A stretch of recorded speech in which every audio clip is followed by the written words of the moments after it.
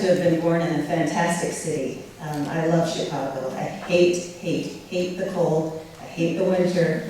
85 degrees is my threshold. And everybody always says, why do you live here? I'm like, look at it. This is why I live here. It's a fantastic city, and I want to see it get better. And I want to be a part of that. It's not to say that I don't want to work anyplace else, but I fly around a lot. I like to go visiting places, but I love coming home to Chicago. And then I ended up going to Kenwood Academy in Chicago. Go Broncos. And I like to put that it's a Chicago public school because, Chicago public schools have had their challenges, and there are schools whose reputations kind of ebb and flow. I think I was there at a great time, and I think the high schools are improving. But while I was at Kenwood, we had to take our core courses, and one of those courses was home economics. And I know a few of you have heard this before, but I thought home economics had to do with baking. And I have no interest in anything that has to do with the kitchen. I burn everything I cook. No, I kid you not. It's not funny. I burn everything. So maybe I should have done home economics. But as it turned out, that year, they were teaching an architectural drafting course. So my options for home economics was a shop class, whether it was welding, carpentry, whatever else you do in auto shop. I was willing to do that rather than take home economics. But instead that year, they were teaching architectural drafting. And that was my little kind of window into the profession. It wasn't that I was inspired by that beautiful skyline. It's not that. I was awed by it, but I didn't put two and two together. It was until that drafting course at Kenwood, that's where I really established my foundation with architecture. But that foundation was a little bit precarious. And it was when I got to the University of Illinois that I realized the amazing talent of my peers and my classmates.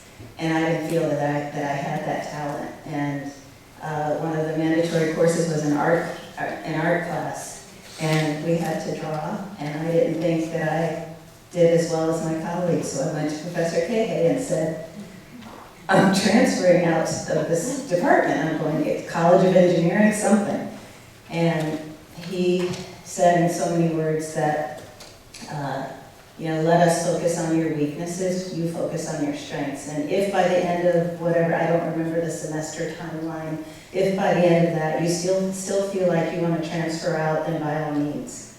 But it was because I spoke up, number one, and because someone listened to me, that made the difference in my career. So obviously I ended up staying and graduating from the School of Architecture, but I still wasn't convinced that this was a profession for me. Sorry, I meant to.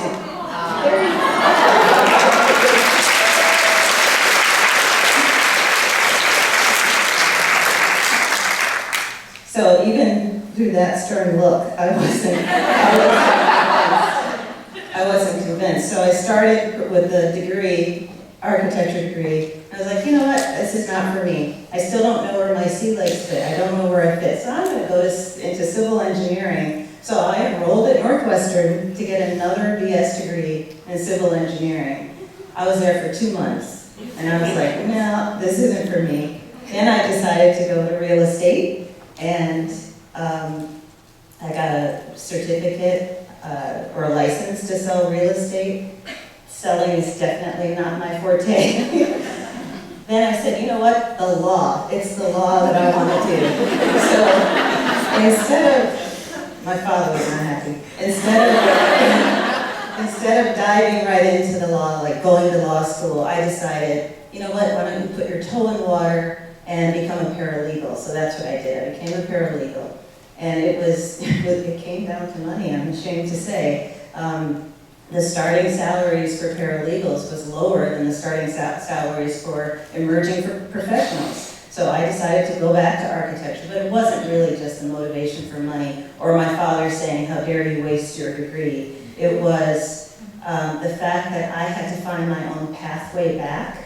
And architecture is made up of you arrive at architecture from very different avenues, from very different sources and resources, and I had to find what was comfortable for me. And to some of you, especially the young people, this is going to sound bizarre, but there was a time when computers were not prolific in our profession. And I happened to be very good at whatever the technology was at the time, and I used that, I leveraged that to find my way back to the profession, and that's how it all started. I also realized that I can't do this on my own. Again, I look here, I see some NOMA members, I see AIA, CWA, just all of the member associations that are so helpful and really support a career, and I make use of all of them. I list them here not necessarily in order, but I think AIA was the first organization I joined, and then NOMA. But I served on boards, and I also reaped the benefits of their support, and I took advantage of their support, the mentoring, the networking. You know, some people think that some organizations are just social. That just social provides a network. It provides a conduit for you to connect with people who may be your peers or people who have gone through something that you are going through. That's what these organizations do. And I list a name up there in gray, Alan A. Madison. He was one of my mentors, and I will talk about nonlinear, but I will talk about him towards the end of the presentation, but he played an important role in my life. Now, this is after finding my way back and going to work at incredible firms like Perkins and Will, Eckhoff Saunders Architects, the Canon, which was OWP&P, which I loved. I thought I would never leave there. I was so happy at this firm. It had 300 people. We had ancillary support. You didn't have to write your own minutes of meetings. You didn't have to write. I swear, I think they would have written their own emails, but you just had somebody to do something for you, and it was fantastic. Plus, our department, even though it was interiors, it was corporate interiors, it was headed by Angie Lee. I don't know how many know Angie Lee in the audience. She's an architect and an incredible person, incredible leader and boss, but she had a tendency to hire licensed professionals within this corporate interiors department, so much so that it became almost a firm within a firm. And I was happy as a client. I did not want to go anywhere. And one day, as president of INOMA, I was giving a speech, and one of the president of Interactive Design at the time came to hear me speak, and he gave me his card, and I gave him mine. He said, "I'm going to call you." That next day, I had a message from him, and he said, "I think you should come interview at our office." And I went to this office. It was small. That wasn't the issue, though. It was dirty. It had gray carpet, gray walls, gray millwork, gray work surfaces, and there was blood on the carpet. Because, you know, men were running it, and they didn't care. So through all that, I said, this is the place for me. So I did not found my firm, but I was there at the early stages of the firm, and I found my home at this firm. And I haven't looked back since. That was 1998, I think, 97, I can't remember. But we are a small firm of 12 people. I'm proud to say 50% women, 25% minority of people of color.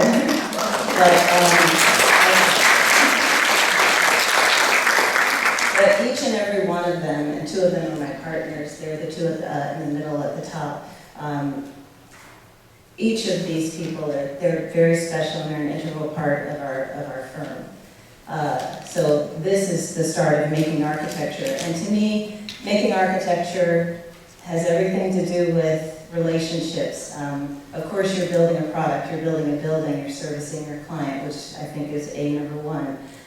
But our clients don't just include institutions or corporations, it also includes working with other firms. So we like to say we play well with other people, and some of those collaborations have been incredible and set the bar high. I think I would count the Modern Wing at the Art Institute as one of those collaborations. The work with Renzo was incredible, but the camaraderie, the teaming, the collaboration, everything was just completely intertwined from day one, even though it was a 10-year project. It was a long project because the site changed. But it was a fantastic collaboration, and we've established some great friendships because of it. But this just gives you a few images of the Modern Wing. Unfortunately, the floor does not look like this right now because it's had over 10 years of use. But I cite this as being one of those collaborations that has set the bar high.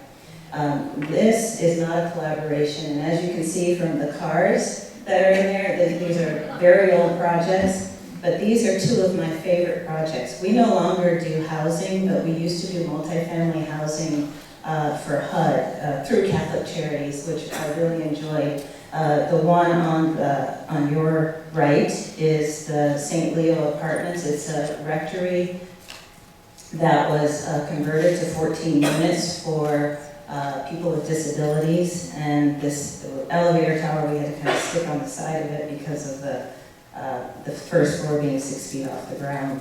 But anyway, and the other one is St. Peter Claver. It's an independent living for seniors, and the reason these projects are important, it's not aesthetically, it's the fact that the users, the residents, had an input and they counted, their voices were heard. And I did everything I could to value engineer so that we wouldn't lose, we may have lost things on the exterior, but we didn't lose the interior finishes. And one tenant actually came up to me and said, I feel like I live on the Gold Coast because I have a nice lobby. I mean, it was the small things like that that really impact, but that's making a difference to me. And then of course, we do a lot of work for General Services Administration where we honor the past, but acknowledge that, of course, technology must be a part of our everyday life. We also make it about renewal and repurposing. These are this is a recladding of a 37-story building in Cleveland, the A.J. Celebrezzi Center. That project recently completed. And we also do it on a much smaller scale for the Anti-Cruelty Society. This was another recladding. Both of these projects were done while the occupants were there. So the animals stayed in place and they never moved away from the wall, but they could not be affected, nor could they be moved out. And then it's about service and access.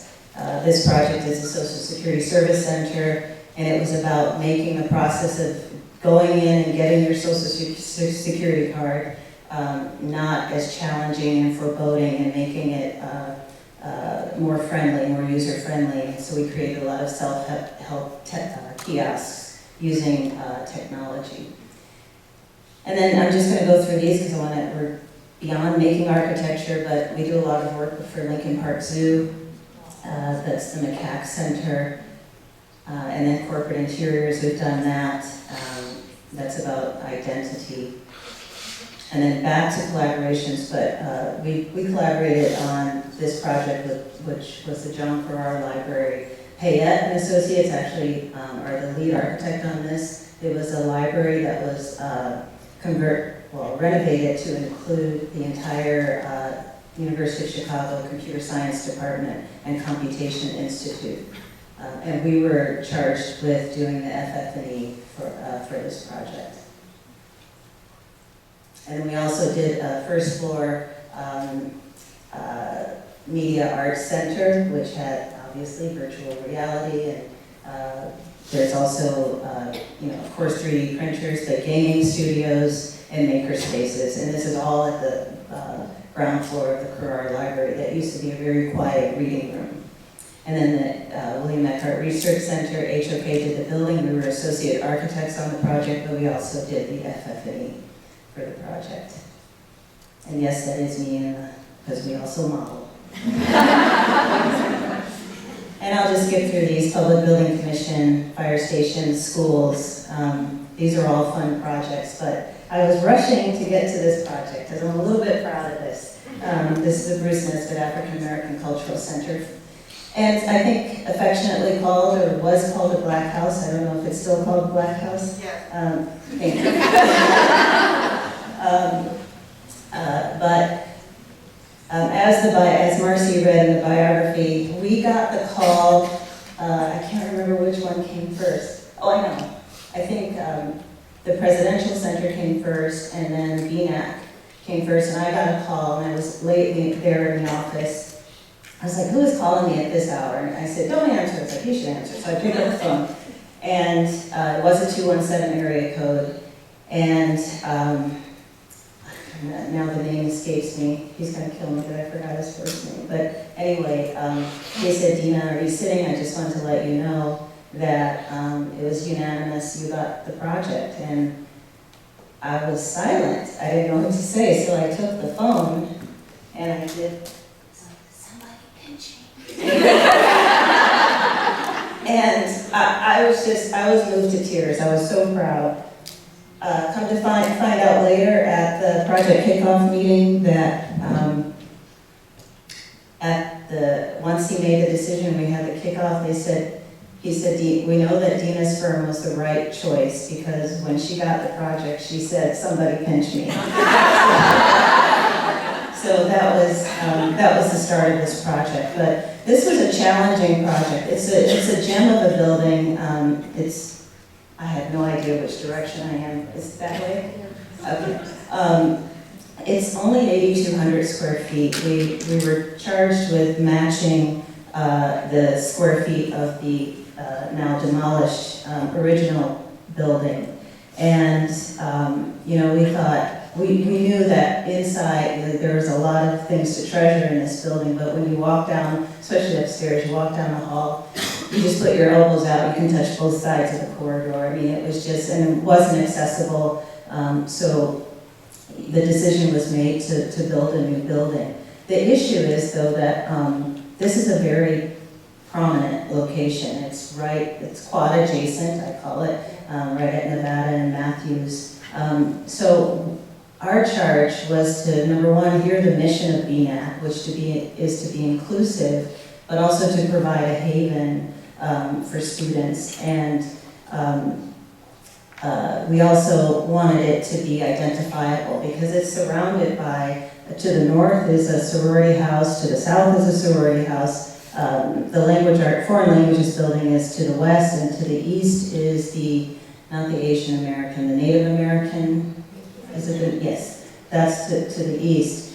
So we really wanted the house or the building to reveal what's going on the inside and really wear its identity. So the university, of course, I don't know if you know this, but there are some facility standards.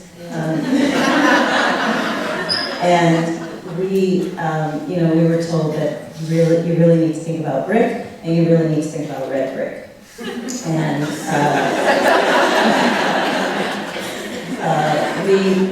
we thought we could use some other materials, but no, we have to use the brick. But we finally got it approved where we could propose a palette of bricks and colors that would really reflect the identity of the building and the variety that's on campus. We also wanted the university to be reflected. I'll just go to the image. This is the big white parking vehicle, but the entrance is behind that parking vehicle. We wanted the gray to represent the foundation, the support that is the University of Illinois. And the feathered brick that you see on the left of your screen is the brick almost welcoming people from the quad, because it's facing the quad, welcoming the people and drawing them into the building. And that whole facade at the west side, and I'll show you the plans later, is all glass. We wanted it to be transparent at that level, on that elevation. We also wanted it to be transparent at the sidewalk level as you're walking east to west, because we want to invite anyone into this building, and it is it's under the Office of Inclusion. But we also wanted to create an inwardly focused area on the second floor, so that's why most of the brick is on the second floor. Very slight or slivers of windows to let natural light in, but really it's inwardly focused for private study and thought, reflection, or video games. And that's me punching the building. But as you can see the foreign languages building across the way, and how strong the use of brick is on campus. But we really wanted it to stand out and for people to be curious as you walk by.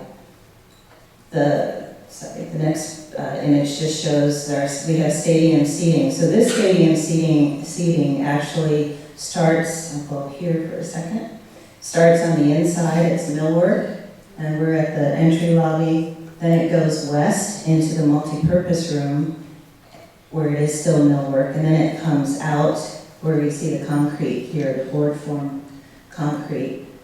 Obviously they're not continuous, but it has that appearance as such. And we also, of course, every project has budget restrictions, and one of our ideas to reduce costs without sacrificing finishes was to expose the structure. So we have open web bar joists, and we just painted the entire ceiling, so it kind of almost goes away as you're looking through the space. And this is the multi-purpose room. And this is the computer lab, which is open to the stair, and then through the glass is a multi-purpose conference room that can be divided up into two spaces. And this space is also where the director of BNAC and his staff is located. So here's the plan. It's a very snug plan. Entry vestibule, multi-purpose room all the way over to the west, the lounge to the east. The kitchen, that was the heart of the project. There's always food at BNAC. And that's it. And then, I'm sorry, in the basement, there's a small dance studio. The WBML radio station is slated to go into that space that's labeled 0026, but that hasn't gone in yet. So another project that we were very proud of was the Obama Presidential Center. And I say was, but we still are proud. We're very happy about this project. As with every project, you have your challenges. This is no different. And there are a lot of people who have a vested interest in the success of this project and some who have a vested interest in its failure.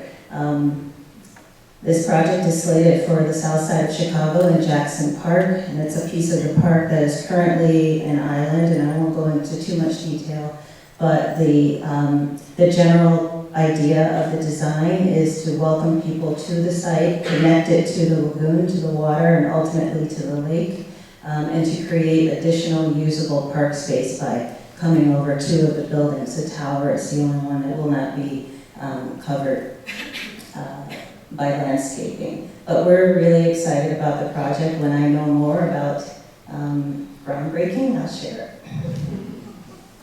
But this also has to do with back to collaborations, and we don't say yes to everyone with regards to collaboration, but we're certainly not going to turn down the Presidential Center. But teaming is so important, and relationships, building relationships are important. This is Todd and Billy and my two partners and their partner. And you may recognize that guy.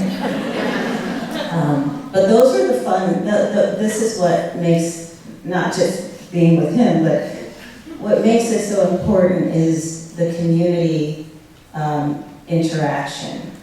Like I said, there are a lot of people who have a vested interest in this, especially those who live in the surrounding communities. So talking with them has been very eye-opening. And And you would think, it's not a slam dunk. People just don't say because it's Obama, yes, we want this here. We have to go through every battle, every challenge that other projects face. So after all that, why am I here? I never ask myself this question, I just do. But I like to answer it, and I answer it, and you're going to say, what the heck? What the heck? Say it. So I told you that, so I do this for 2 reasons, and not to drink. My beverage of choice is a good Barolo, so not a brown liquor. But I told you I would circle back to Alan Madison, because this is why I do this. For mentors and to pay it back and do the same for others. But 2004, AIA Chicago, the AIA convention was in Chicago. I'm walking down the hall, going to get some learning units, and I see Alan Madison, who was the former president of INOMA. Unfortunately, he passed away, I guess 10 years back. But he said, where are you going? I was like, I'm going to get some learning units. At least I can get learning units. And he said, what do you mean? I said, what has AIA done for me lately? I said, oh. By the look of that, I should not have said it. He said, you're not going to the seminar, you're coming with me, we're going to get a drink. I said, okay. I had just started drinking then, so I ordered a Bartles and James. And he orders this. And whenever somebody orders brown liquor with 1 ice cube and a short glass, they mean business. And he said to me, Dina, you get out of an organization what you put into it. I said, well, I pay my dues and all I get is this magazine and AIA after my name. And he said, then you're not doing enough. And I said, what should I be doing? He said, I'm going to write you a list, but I think you can remember it. This is what I want you to do. I want you to get involved with AIA. I want you to serve on the AIA Illinois board and Chicago board. I want you then to serve on the licensing board. Then I want you to be involved with NCAR. And my head is exploding. But I did exactly what he said because he's right. The difference is made not just as a member, but as a board member, at least participating in board activities. That's where decisions are made. That's where you're heard. Not to say that general membership isn't heard, but you have a better audience, a better chance of being listened to if you're directly at the source of the people who are making the decisions. So I completely understand what he meant. The other thing is, if he wanted to make sure that I give back, that I mentor whenever and wherever I can. So this is the second reason why I do this. Does anyone know what that 466 is? Yes. We're getting up there. It's getting better. But also the number of architects total is also increasing. But it's still 0.4%. And we have to find a way to help change that number. And mentoring is one of those ways. Introducing architecture to students at a much younger age is one of those ways. So that's my second motivation for doing this. So yes, I do a lot of mentoring. I brought that young woman into my office to shadow me. That's not an easy thing, by the way. When you're trying to get your work done, but you also want to make sure that she gets the exposure that she deserves and that's expected. And you can't tell them, turn around and delegate to them. They just can't do the work. So, but it's a fun, rewarding experience. That's Architect Barbie. I think a lot of us have participated in that.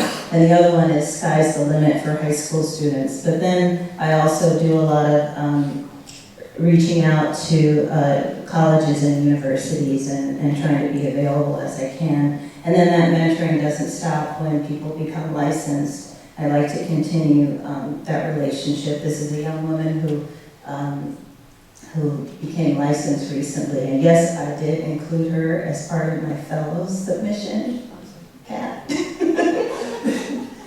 Because it was important and germane to my submission, but very important to me as well. And then, of course, giving back to the profession by speaking at professional events such as this one. So with that, I will say thank you, and thank you for listening, and please don't judge.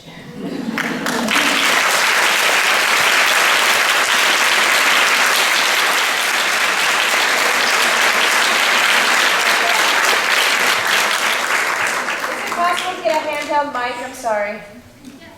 Oh, Thank now you. you ask for one. So we're going to open the floor to questions, but we're going to ask people to use the microphone to do that.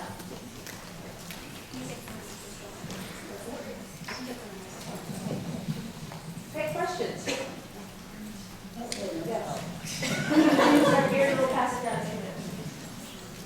Thank you for that very inspiring talk. But second to the last slide, I have no idea what those numbers meant. Can you explain the 466? Yes, I can. So there are 115,000 architects, that one? Yes. There are 115,000 architects roughly in the nation. I got this from NCAR by the numbers. They're pretty good at that. And then there are 466 Black female architects in the country. 460. How many seats is this audience? 224. So half. Yeah, so there are 466. There are, I think, 1,400 total Black architects in the nation, and 400. I'm a little fuzzy on that number, but I'm not fuzzy on the number of Black women. There are 466 in the nation. So that 0.4% is what we represent. It was 0.2. No, seriously.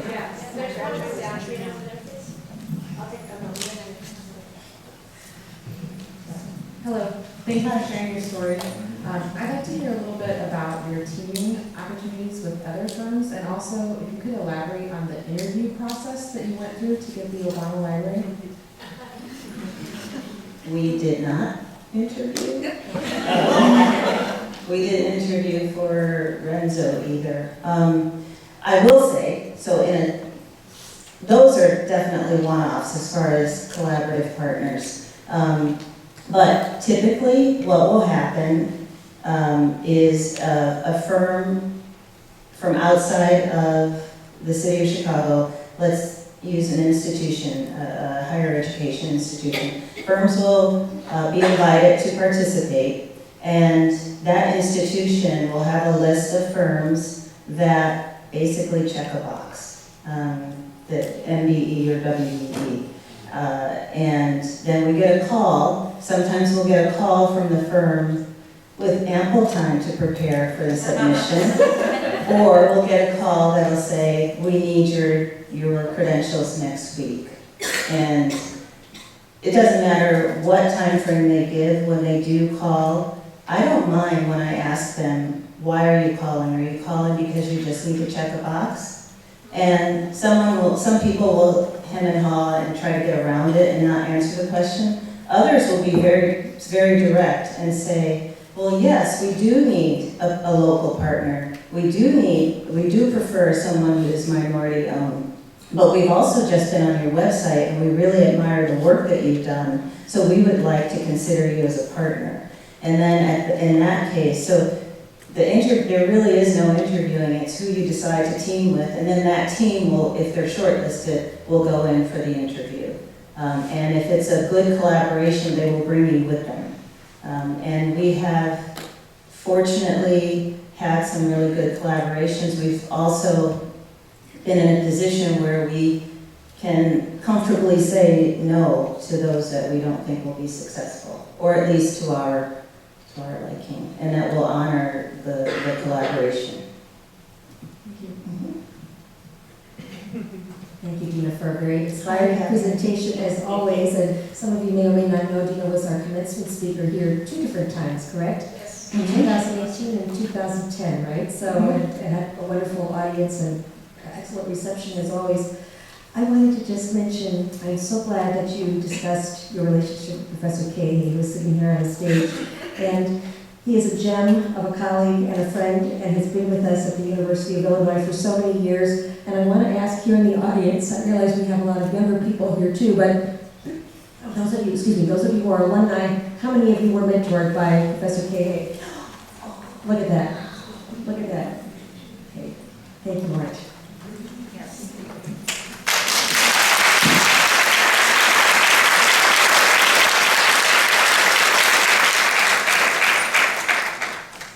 Other questions? Great. Well, thank you so much.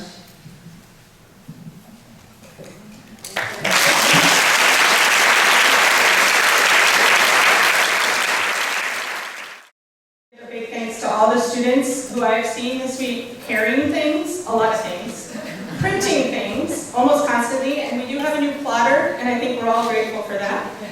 And also cutting things all week to make this symposium come alive. It was amazing, your dedication, constant dedication, and your willingness to pitch in to make this thing real. Thank you.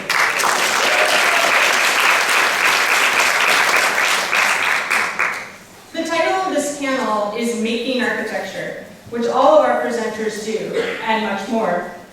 On the stage this afternoon, we have an artist and architect, a planner and strategist, a community developer and advocate. All three are creators of place. And all three, when I met with them earlier this week, all three said their architecture education prepared them for who they are now. We chose these three panelists because they are firm leaders. And I sort of crack up when I say that phrase, firm leaders. It makes it sound like they're saying, you do this, right? It's more than that. They are firm leaders. Making architecture is not sole authorship work, no matter the size of your firm. We must bring together stakeholders and then often guide them to work together. These three are leaders within their firms and in the greater community. Speaking first this afternoon is Michelle Lafoe, founding principal of Office 52 in Portland. Speaking second is Brodie Bain, principal of planning and strategies, Perkins and Wells, Seattle. Speaking third is Hurlock, executive director, Claretian Associates, Chicago. She promised me I could butcher this and it would be okay, because she'll say it more than once. I was relieved. This afternoon, I will introduce each panelist at greater length before she presents. After all three share their work and stories, we will have time for a broader discussion. For the questions for this session, we are distributing cards in the audience. You may have received one. And we ask that you write your questions on these cards, and then I will ask the questions to the panelists. And if you don't have a card and you'd like one, there are two students milling about. Just raise your hand, they'll see you, and they will give you a note card to write. So without further ado, I'd like to introduce Michelle Lafoe.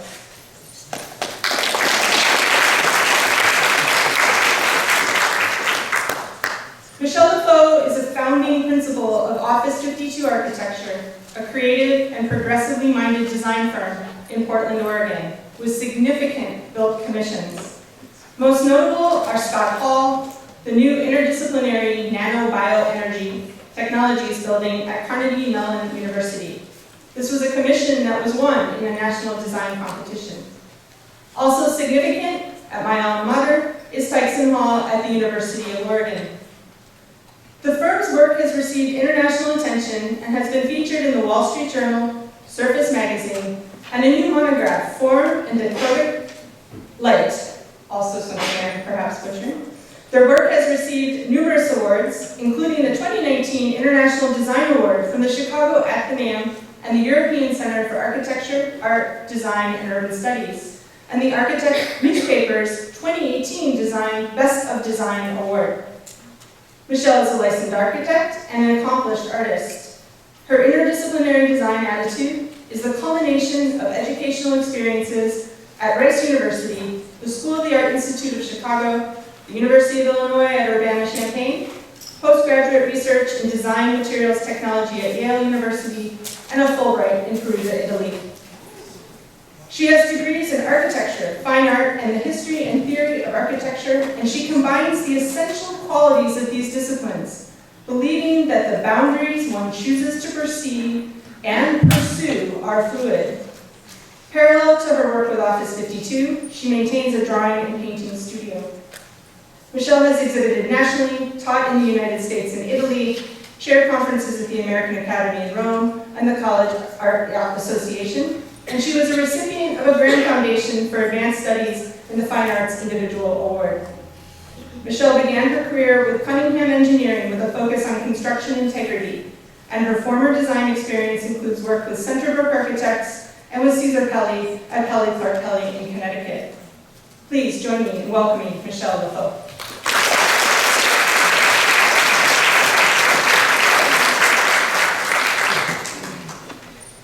Thank you. Almost afraid to talk after that. I'm going to move pretty quickly here because I have a lot to share in very little time. Thank you very much for inviting me to speak. I haven't been back in about 15 years. I'm going to start with my formative experience. My design philosophy is a combination of educational, professional, personal, and travel experiences. And I grew up in Houston, Texas. I've lived in many places, New York, Boston, Chicago, Rome. And I'm very close to my parents, and during the summers, I would spend time with my grandparents in Tulsa, Oklahoma.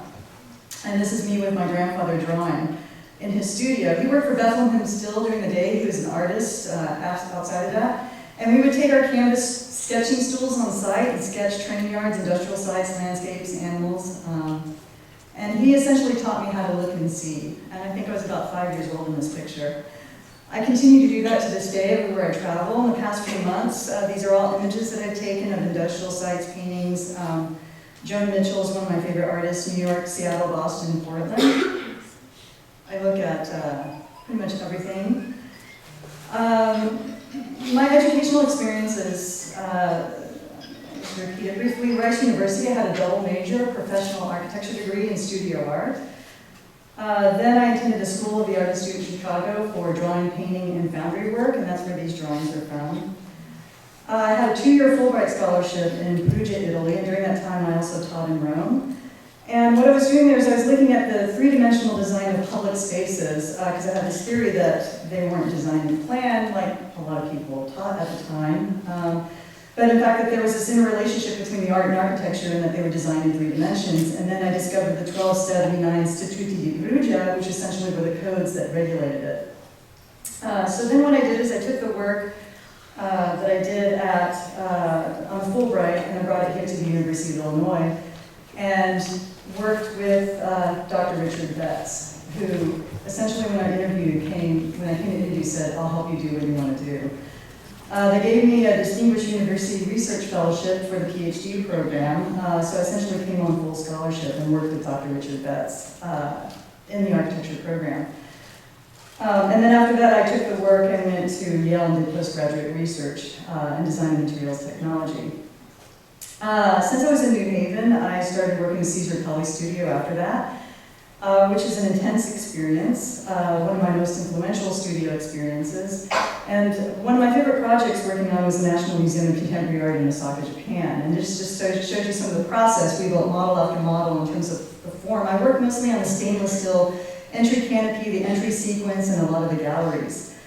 And one of the things I learned while I was working in that studio was essentially we are judged by the quality of the questions that we ask, which leads to other questions. And to constantly challenge your ideas and why we were doing what it is that you're doing. And in that studio, there were values and guiding principles. For instance, is the architecture beautiful, and how will it be experienced, in addition to the logic behind it? From the East Coast, we moved to the West Coast about 12 years ago. And my partner and I started our own studio, and we took a lot of the same ideas that we had in terms of approach to architecture. We build models, we look at things very critically. And 9 months after we started our studio, we won the competition to design Scott Hall at Carnegie Mellon University. It's 109,000 square feet, an $89 million project. We won it because we went on a limb. Our idea was very different than the 5 other competitors. It was a short list of 6 firms. And we had suggested putting half the building underground, the labs in particular, because they were vibration sensitive, and the other half of the building on the original site. Again, this is the Nanoscience, Bioscience, and Energy Technologies building. It's for the College of Engineering and the Wilton E. Scott Institute for Energy Innovation. We work in models, as I said. This is the site. The Bertucci Nanotechnology wing is below ground, and the north wing is what's above ground. And we suggested putting half the program underground. It was an unused service court at that time, and bringing the traditional mall up over to the Horbosel building. It was a difficult site also because the campus utilities were all there, so we had to design a structure that avoided them. We couldn't disrupt them during the entire construction process. And they essentially also wanted a design that embodied Carnegie Mellon's interdisciplinary culture. Collaborative research, they're at the center of the forefront of advanced nanotechnology and complex engineered systems. The program for the site, it's 11,000 square foot, class 1010 research grade clean room for nanoscale exploration, the Department of Biomedical Engineering, the Wilton E. Scott Institute for Energy Innovation, the Disruptive Health Technologies Institute, the Engineering Research Accelerator, offices, meeting rooms, and a naturally lit 4-story public room with adjacent cafe. We were working with some really intelligent, bright people that are at the forefront of what they're doing. And there was a high level of collaboration on this project. We worked with Aero New York, Stantec, was there a record. We worked with Jacobs, and that's pretty much how the architectural profession works. You can't do anything unless you're collaborating. In our studio, we build a lot of models, massing models at different scales. We look at the details, we look at how it's going to fit on the site. And for the underground piece, we looked at a lot of natural lighting, and we think 3-dimensionally. We work in hand models, but also digital tools. And one of the things we looked at a lot was for the curtain wall of the north wing, we wanted to bring the science and the nano research to the architecture in a meaningful way. And we started that by looking at other artists and light and color, because we wanted to use color also in nanotechnology. The center slide is a dichroic vase from the 4th century AD Rome. And we also do a lot of research and development at our firm, and we did thin film nanotechnology research for this project. We had another research project going at the same time where we looked at what a lot of the researchers were seeing in their microscopes, and essentially data visualization, and abstracted it to come up with a pattern for the ceramic frit for the curtain wall, which is on the number 2 surface of the insulated glass unit. We used a photonic quasi-crystal pattern. That's the one that we chose in terms of putting it on there. It's also for sun shading of the curtain wall, so we had to have 40% coverage and 60% coverage. And the other thing is it's bird friendly. It prevents birds from flying into the glass because they actually can see the light gray of the color of the pattern as well as the pattern itself. And then at the same time we were doing research into dichroic glass, which is a nanotechnology derived material. We wanted to use those for the sun shading fins. On site, we always build mock-ups or work with the construction crew to build mock-ups to make sure that the aesthetics and the technology are going to work. And this is the finished building, looking out from the inside of the ceramic frit and also the dichroic sunshades. We essentially wanted to create an evocative world of constantly changing color, texture, and light, the perception of which shifts with the seasons and the solar position and the observer's position in space. During the process, I also continued to work in drawing and painting, just abstractly, to express the ideas within the studio. And again, I said we build models, a 3D model. We were looking at the curtain wall with this model, and then the completed curtain wall. This is the north wing, the wing that's, it tends to be photographed more because it's above grade. So it's like the part of the building everybody sees more. And this is a frontal view of the curtain wall. Late afternoon, evening. And then somebody approached us because we had won this commission out of the blue. They wanted to write a book. And we said, well, we want to write the book too, because we have something to say. And this is where, what I did at the University of Illinois here, really had an impact, great impact. I think the skills that served me best in the architecture career thus far are drawing, writing, and critical thinking, pushing the boundaries beyond what people believe is capable, which is what we did on this project as a small firm. Right now we have 10 people, we're hiring 4 more. Looking at ideas from various perspectives, all of which are thought expressions. And in terms of everything I do, and working with Dr. Richard Betts, he taught me essentially how to express idea with words in a literary manner. And I can't emphasize how important that is in architecture because you write a lot for everything. Grants, RFPs, proposals. And one of the 3 questions that he would always pose to me when I was here is, what are you doing, how are you doing it, and why are you doing that? And I must tell you, with this book, I said, why are we doing, what are we doing, how and why? I ask those 3 questions all the time in the design process with this book. And I think in terms of authorship, it was very important also to do this book to show that a woman was involved on this project and did all the technical work.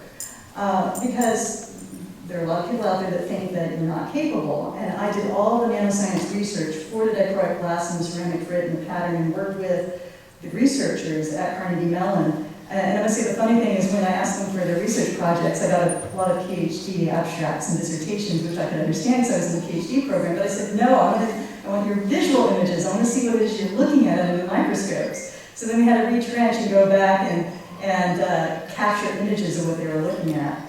But I think being a woman shapes how you're perceived by a traditionally male-dominated profession. And I personally believe you have to be more organized, you have to be straightforward, you have to be on the ball, perceived intelligence, more so many times than your male counterparts, and not be afraid to promote your talents. My daughter, another project. She's 12 years old. Children see everything anew. And they have fresh eyes, and so it's really fabulous from day one. She's now 12, she's a cross-country runner, and along with that comes the concept of speed and how to make things go faster. And so we've been talking a lot about the mechanics of the body, strongly related to structure and architecture, how you represent speed. At the same time, we're visiting new landscapes full of texture and color all the time because she's running cross-country, and so we're outside. And this is something new to me because I'm a city girl. And so it's been a real eye-opener for me in the Pacific Northwest because it's also not my normal landscape, even though I've been there 10 years. And she inspired this warming hut idea that's now, we have one that's in full production. It's the prototype. But she's used to the cold. I'm not because I grew up in Texas, but these are essentially a very fun project that we did that was on her recommendation so that when we're out cross-country skiing or snowshoeing or things like that, people like me have a place where you can warm up. And so we're trying a test prototype to put it in the landscape. The other thing I did is when we got Tyson Hall at the University of Oregon, I started doing landscape vignettes, oil painting vignettes, looking at the different colors in the landscape. And this is primarily for the terracotta on the building. And what we did is we came up with custom 5 colors of terracotta, custom glaze, and we based it, we had 2 palettes, we based it down to 1 palette. This is also, had to do with committees, lots of committees, but we got the color scheme down, and it's really wonderful how a muted palette can also change color throughout the day. Brick, you heard about brick before, we also were required to use brick on this project. So brick is all over the Oregon campus. The terracotta was a bit modern for them, so we designed a custom brick pattern. We wanted to make it special. We looked at the corner conditions for both.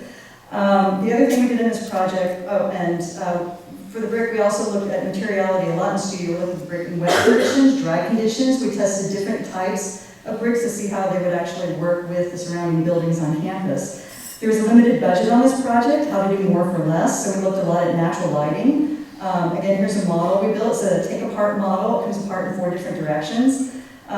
We had a light well and a stairwell that connect all 5 floors. This is the light well, looking down in the stairwell. And then one of the things I was very involved with was the trees on the site. And this is a big challenge that we faced with the project. These beautiful pin-up trees, we had to take them off the site and then always bothers me, but at the same time I was trying to preserve them so that we could salvage them and use them in the building for the ceilings of the building. Well, that was a big political feat because it was a lot easier for the contractor to go Home Depot and buy the wood, and it was a lot less expensive. So we had to essentially work within the system to change the system. And that's something that we end up doing a lot in our firm because we're always thinking outside the box, how to change the system of operation so that it works so that you actually do something the way it should really be done. Otherwise, these trees would have gone to the back lot, is what they call it, and they would essentially rotted, and that's not good. So I think there are always challenges in the architecture profession. It's one big negotiation, and persistence serves one well in this profession. I also will add to that, there's not enough time to do everything that you want to do. I have, like for me, instance, I have so many ideas, so you end up picking and choosing and prioritizing, and then finding the people who will mentor and share sort of the secret knowledge with you in the profession. Pro bono work. We do pro bono work when called upon. This was for a family of 5, 3 of whom were children. Their house burned in an accidental fire, and they had no idea how to pick up the pieces and move on. So we stepped in, they had a 4-square, and we said, well, what do you want? So we talked about it. We turned it into a 6-square. We opened up the space a lot, and one of the things they wanted was natural light. So we created a stairwell atrium that went through the center of the entire new house, connected all the floors, it brought natural light down and into the whole space all the way down to the ground floor. We worked with them so it was Earth Advantage certified, and also so that it fit into the neighborhood. And the owner was the contractor himself, the wife was a landscape architect, and then we did everything else for him pro bono. I just started a series of commissioned installations. They're essentially research and development projects, and they're faster moving than all the other projects in the office. They raise awareness about current and future issues. This one is called Convenience is Time Consuming. It looks at our system of use spatially, waste, oceans, and plastic. And now we're talking about scarcity of water. And the big question with this one is what if you could not throw away any plastic that you use every day? And if you try it, it's really hard. You start filling grocery bags full of plastic. Some plastic you think is recyclable is not. It gets put into the landfill. And so we're asking, can it be repurposed? Is there a new product that you can actually fabricate from that? And the big picture here is climate change, global warming, materials used, and having us think about that. Don't Be Afraid of Color series. This is one that I just started. It's about visual perception and scale and form of things around us. And a natural indirect light series. This one came about, it's very poetic, for a gallery and museum study, and also it's applicable for the affordable micro prototype housing that we're doing. Which is also off the grid that can be adapted for urban and rural use. And housing is a big issue everywhere. Then we worked nationally and internationally, and so looking at how it can be done beautifully, but also economically. And to end this, because I hope I stayed within my 15 minutes, I showed you a lot of slides. I'm going to quote Oscar Wilde. I came across this in one of my daughter's books. To live is the rarest thing in the world. Most people exist, that's all. Architecture plays a part in this, and I think architecture should strive to elevate us in any way possible. Thank you.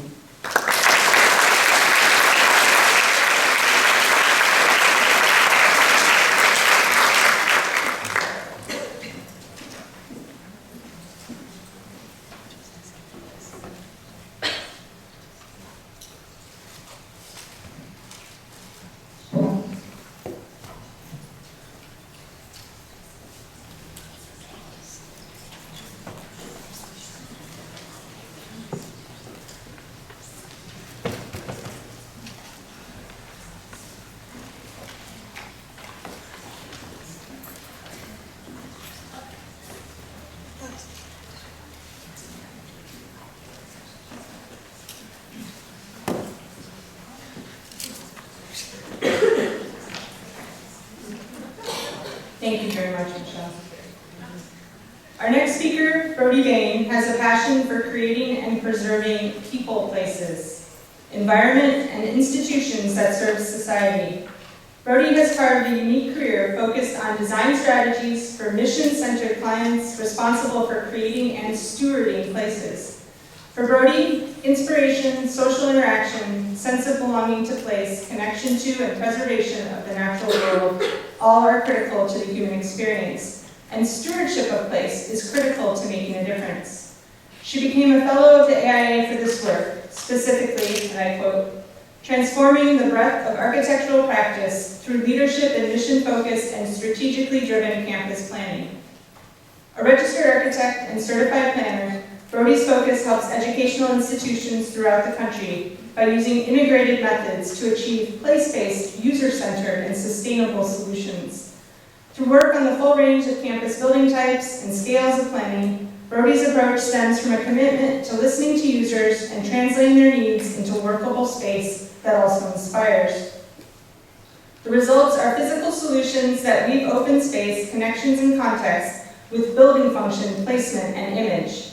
A true interdisciplinary professional, Brodie's multifaceted background, including studies in architecture, landscape architecture, sociology, psychology, math, physics, art, biology, and botany, have led her to campus planning, strategic program planning, and urban design for multiple client types. Brodie has a Bachelor of Science in Environmental Studies and Biology from Trinity College and a Master's of Architecture from the University of Illinois, Urbana-Champaign, with a design behavior specialization. Over her 30 years of practice, Brodie has held the following positions: Facilities Planner with J. Farb Senior Associates, Planner and Architect with NBBJ, Captain's Planner and Architect with Weinstein AU, Partner with Methuen, and now as Campus Planning Director and Principal at Perkins & Will in Seattle. Please welcome Brodie Bain.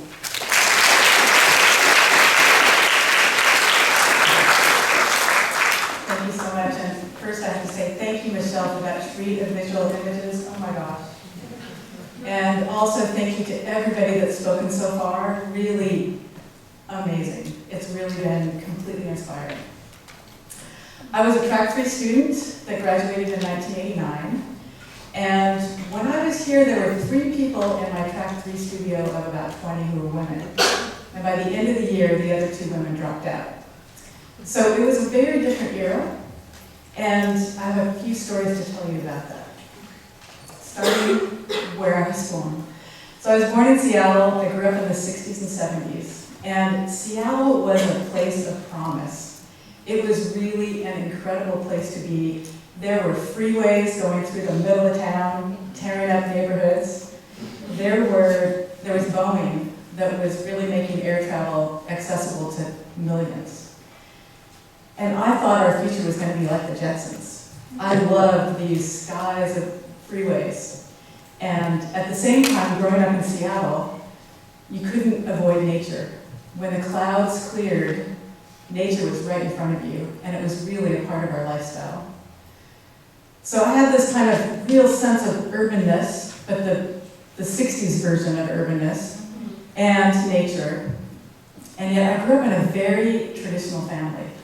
And so in my family, girls weren't necessarily kind of encouraged to think about what their future might be. And I remember more than once having to walk with a book on my head so I'd have good posture.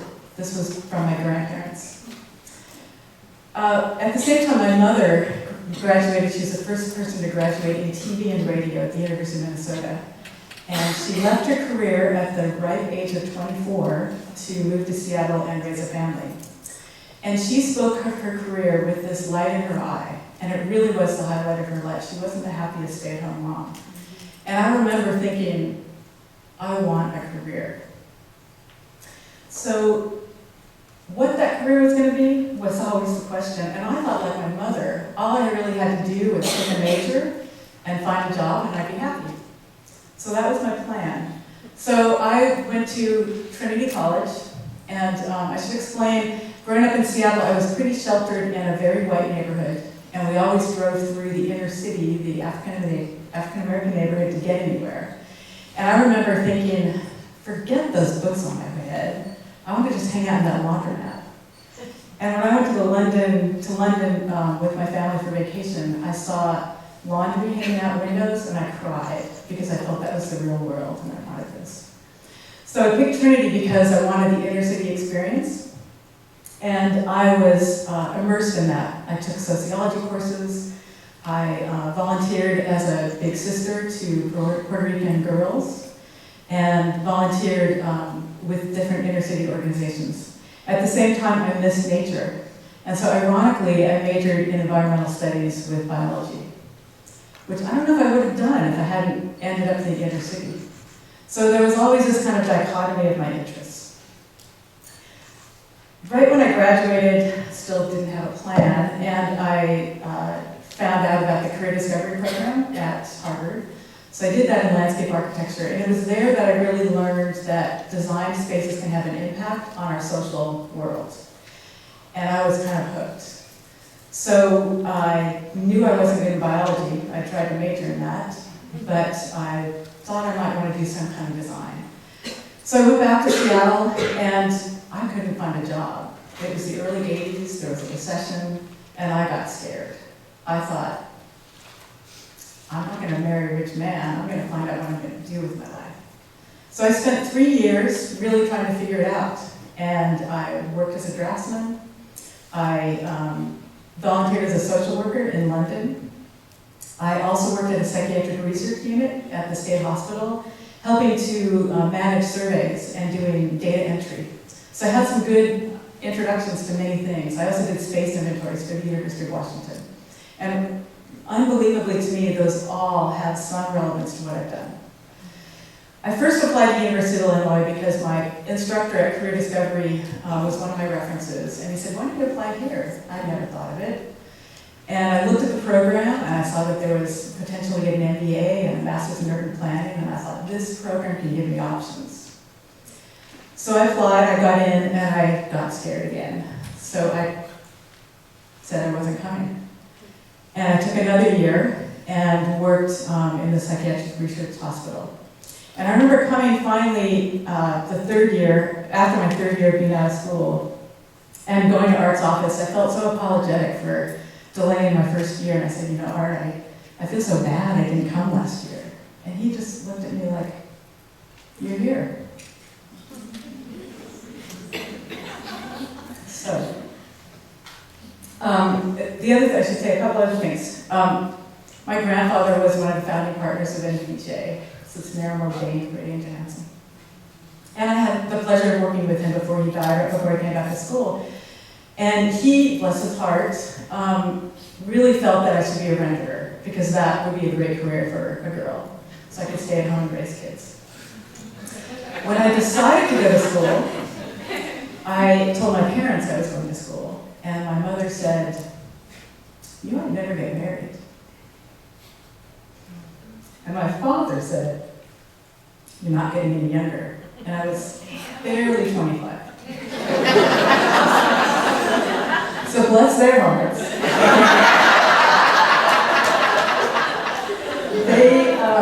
They actually ended up being my biggest fans before they both died.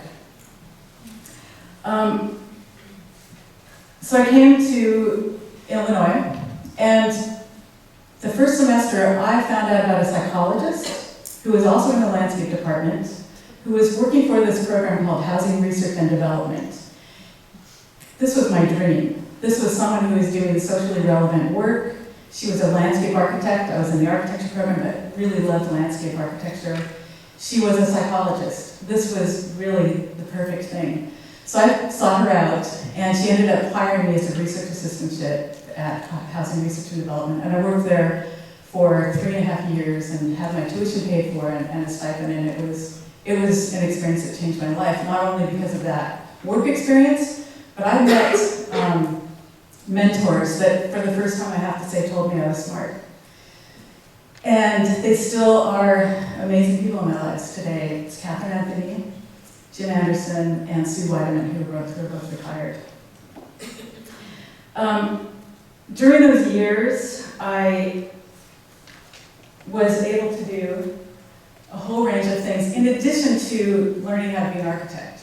So at Housing Research and Development, or HRD, we did studies on public housing, and this was one study where we studied all the public housing in St. Louis, and we were looking at the difference between high rises and low rises. spaces and what impacted resident satisfaction. And of course, low-rises had a big impact and in satisfaction, and a lot of it was to be able to have eyes on the street and a sense of community and a sense of security. We also did research on bathroom design, which I did with Captain Anthony. We did research for the mobility impaired and for senior housing, and it really was an amazing experience. At the same time, I was taking these architecture courses, which I also loved. And one of the things about design behavior research was it's very difficult to really look at kind of issues of design in terms of aesthetics. And I wanted to do that. So for my thesis, I looked at the entry sequence, which is a major element of a building. It has to do with connecting indoors and out. And it also is a major element that was always an issue in our crits. So I looked at different entry sequences in Columbus, Indiana, and I designed surveys and I got input from designers and non-designers, and I developed a model, a conceptual model of this entry sequence, which includes sense of place, mystery, and legibility, as well as things like sense of dignity. Through this experience and HRD, I got to know an organization called EDRA, the Environmental Design Research Association, and that's really, I feel, been my sort of core professional organization. It's social scientists and designers, mostly academics, but they really try to tackle the issues that I think are really important. So my first job out of school was through an EDRA connection at J. Fargstein and Associates, and he was looking at a whole range of things, including jail design, office design for social service organizations, and working with the Postal Service. He had just completed a study on image design because they were forced to think about their image as more and more private mailing companies were starting to be competition. So one of Jay's studies really looked at the logo and just the overall branding of the post office. And then they had developed stores of the future. This is back in the late 80s, and it was the first time they really had a real retail function. So one of my jobs was to go around the country and do post-occupancy evaluations, interviewing people to see how they felt about these new designs and about the brand new automated postal teller. While I was there, it was an amazing experience. I learned how to program and really think about the users. And yet I also felt that I wanted to be a firm in a big city. And I was in San Luis Obispo, California. So I ended up back in NUJ, unbeknownst to me. I never would have guessed I would have been there. But I came there because they had this amazing studio that was truly interdisciplinary. We had MBAs, we had RNs, we had CPAs, we had urban designers, landscape architects, and I was the one architect. When I had my first interview there, it was super exciting, and they said, we're going to have to introduce you to Bill. And I had to say, that's my uncle. So they hired me anyway. And I had an amazing experience there. We did all these types of projects, and it was really about how to help clients think about how to make decisions for their future in creating places. And I learned so much from the MBAs and the CPAs and the designers. One of the projects I worked on was a prison, 2,000-bed prison in Washington State. This is the ideal, application of design behavior, really. Because at the time, the state was quite liberal and all about rehabilitation. So what could we do to design a whole prison for 2,000 inmates and make it rehabilitative? And that was really one of the most fascinating projects I've ever worked on. We visited prisons around the state, and we designed this brand new prison, and I was able to join the design team for the education building and the gym. For this, I led the master planning and the detailed programming, room-by-room programming, working with all the users. And it was an amazing experience. I also worked on the brand new campus for University of Washington Bothell and Cascadia Community College. And it was here that I was really able to understand that the mission of an institution can really affect the physical environment. So this was a shotgun marriage. The two institutions were forced to be together.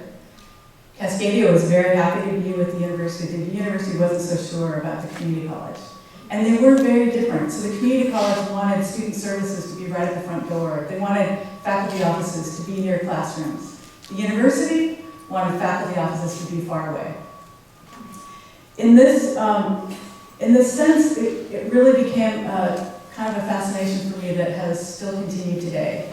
Higher ed institutions are complex. They're complex organizations. There are many stakeholders. There are many things that we need to try to do as planners and designers, and yet they're really trying to do great things. They're all trying to help people learn and create new knowledge.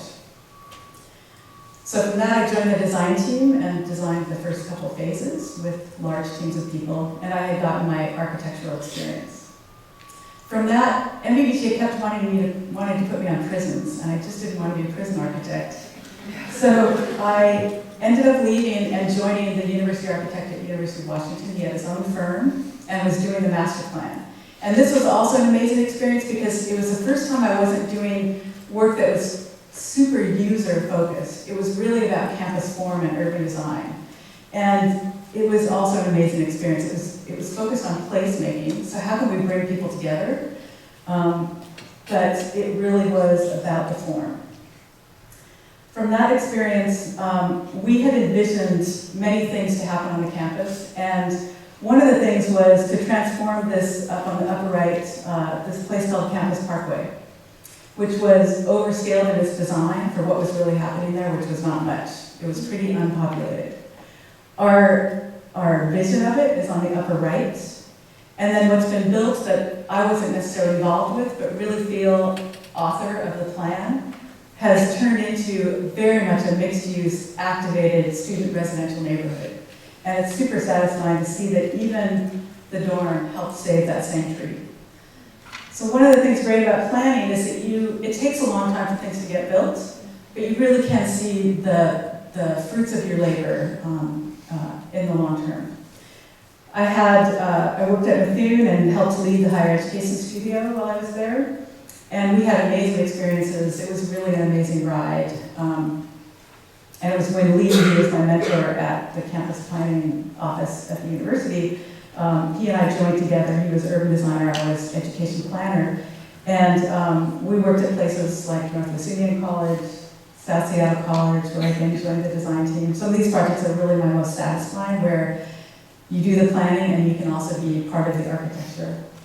University of Washington Tacoma, we did an infrastructure plan that really started thinking about sustainability on campuses, campus-wide, for water and carbon use. And then we got a job at Ohio State University, and a lot of this was from work that we had done for Seattle U, thinking about sustainability holistically. So this is where things really started to come together for me. It's really about people, place, and then prosperity. So the people part I had gotten down from University of Illinois. The planet part was my undergrad degree, and the prosperity part was really my experience at NUJ. So I loved sustainability and have been involved in that ever since. Doing things like looking holistically at campus-wide water use and energy use, to things like ecosystem services, to things like how you bring a whole campus together to get them to think about sustainability. The recession hit in 2008. I was a partner at Lafoe, and at the time the board, rightly so, decided to go back to their core services, which was really community development. And I wasn't in danger of losing my job, but I felt that I needed to be at a place that was really focused on institutional planning. So I moved, took a leap to go to Perkins and Will and be part of their higher education group. So this is one project that's one of my favorites that I've done in the last few years. It's the University of Washington South Campus Plan. And you can see it's health sciences functions and hospital, and it's pretty much all concrete. And then buildings that were attached to each other over the years. So there's really no sense of place. We did our typical urban design analysis. We did a whole range of user analyses with lots of focus groups and meetings with people. We looked at how to reconnect the campus to the waterfront and the center of campus, and developed a plan for the long-term future. So these are some of those images. Part of that work includes one of the things I love to do is really help clients make decisions about their future. And so that's how I really think about what I do. And so it's things like, do you really need to build a new building, or can we just renovate this and make it work for the 21st century? So part of working with the university for the next phases was really thinking about where to put the parking that had to go away, what to build and not build, and helping them get through some of the decisions. And I have to say one of the most, the cool things is that Miller Hall is now doing the first building for this project, for this the South Campus. And it's really exciting to see them do the work. We competed for it, and it's a little bit heartbreaking. At the same time, I love the fact that Miller Hall is doing this, and it's going to be a fantastic project. So in the end, this is how I think about planning, and it's really, as you move into architecture, you don't always think about all the decisions that clients make as they move toward what's their mission to, we need to build this building. So this is really what I do. I help clients think about their mission and their strategic plan, and get to the point where they know they need to build a building, and they know what it's going to be and where it's going to be. So that includes everything from a framework plan to a systems plan. It can be sustainability or infrastructure or interiors, to a precinct plan like the South Campus, to a program plan. Do you have enough housing on campus? Do you have enough classrooms? To a capital plan. What are we going to build in the next 10 years?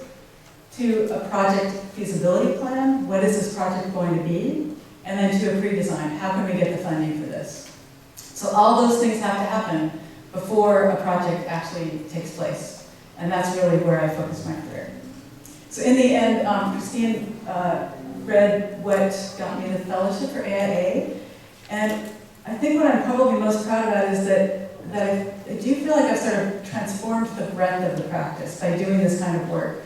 And it's interesting, my first attendance at AIA, at an AIA conference, was to get my fellowship. I had never been before. And it also transformed my relationship with the AIA. It really is, I think, very much more a comprehensive association and a great place to be. So my last slide is advice for students here. And what's been great about hearing all these stories is I thought I was really the only one that had these 3 questions to keep in mind, but I think everybody here that has spoken has thought about these things. And it's something that should be at the forefront of your mind all the time. So the first thing is, what am I truly passionate about? And that will change and evolve as you get exposed to more things and as the world changes. What am I really good at? And you have to be brutally honest with yourself.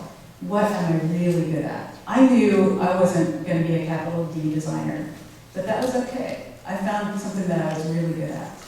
And then where are the opportunities? And all those things change. You find out what you're good at as you go through your life. You find out the opportunities as you go through your life. So if you keep those 3 questions at the forefront of your mind, I think you'll have very satisfying careers. Finally, I do think there is still bias in this world of architecture. It's less obvious, and it's definitely less blatant. But it still exists, and it's not everywhere. There can be some great firms like Miller Hall that don't have so much of it, but it's still there. And there was a meeting with young architects recently at Perkins and Will. They were all minority and women architects about this issue. And I attended, and it was interesting, nobody else attended that was principals, so that's one thing. It's important for principals to attend these things. But also the young architects were saying, it just bothers us that we don't see ourselves at the leadership level. And I thought, there's a lot of us that didn't see ourselves at the leadership level, and that cannot hold you back.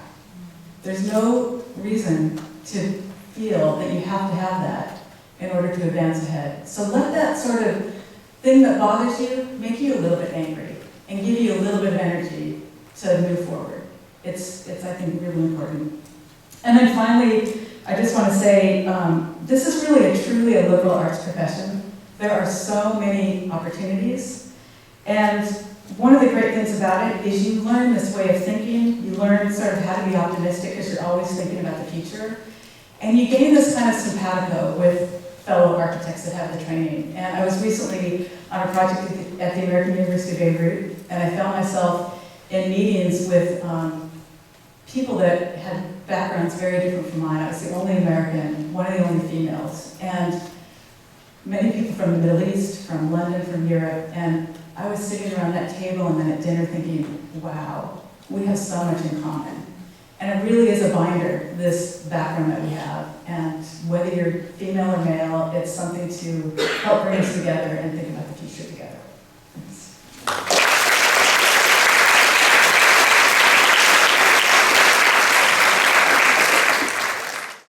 Our next speaker, Angela Hurlock, is the Executive Director of Claretian Associates in Chicago, a community development corporation that provides affordable, safe, and energy-efficient housing to the residents of South Chicago. Angela is dedicated to building a sense of family among those who reside within the organization's 4 housing developments in the South Chicago neighborhood. Prior to her work with Claretian, Angela was the Senior Director of Real Estate Development for the Bethel New Life, a nonprofit serving Chicago's West Side. Under her tenure, the organization provided affordable, transit-oriented housing opportunities and employment resources to families at or below 50% of area median income, while simultaneously reviving the community area through economic development. Angela's leadership of Claretian Associates is centered on working with local schools, churches, and other organizations to build up services and resources for low-income and homeless families in South Chicago. Angela's expertise has significantly enhanced the quality of life for South Chicago residents, and her accomplishments have been well recognized. She has been named Citizen of the Year by the South Chicago Chamber of Commerce. She was selected as one of 14 visionaries as part of the Chicago Matters Beyond Burnham series, created by WTDW and WBEZ. She was honored by Fifth Third Bank as one of the 6 most influential African Americans in celebration of Black History Month. And she was named by the Cook County Commissioner's Office as the unsung heroine of the 4th District. Angela is also the very newly appointed chair of the Chicago Housing Authority Board of Commissioners, a position she will begin after the next City Council meeting. When Mayor Lightfoot announced Angela's appointment, she said, and I quote, "I can think of no one more qualified and committed than Angela to ensure that CHA continues to expand safe, secure, and affordable housing options throughout the city." And with that, please welcome Angela Hurlock.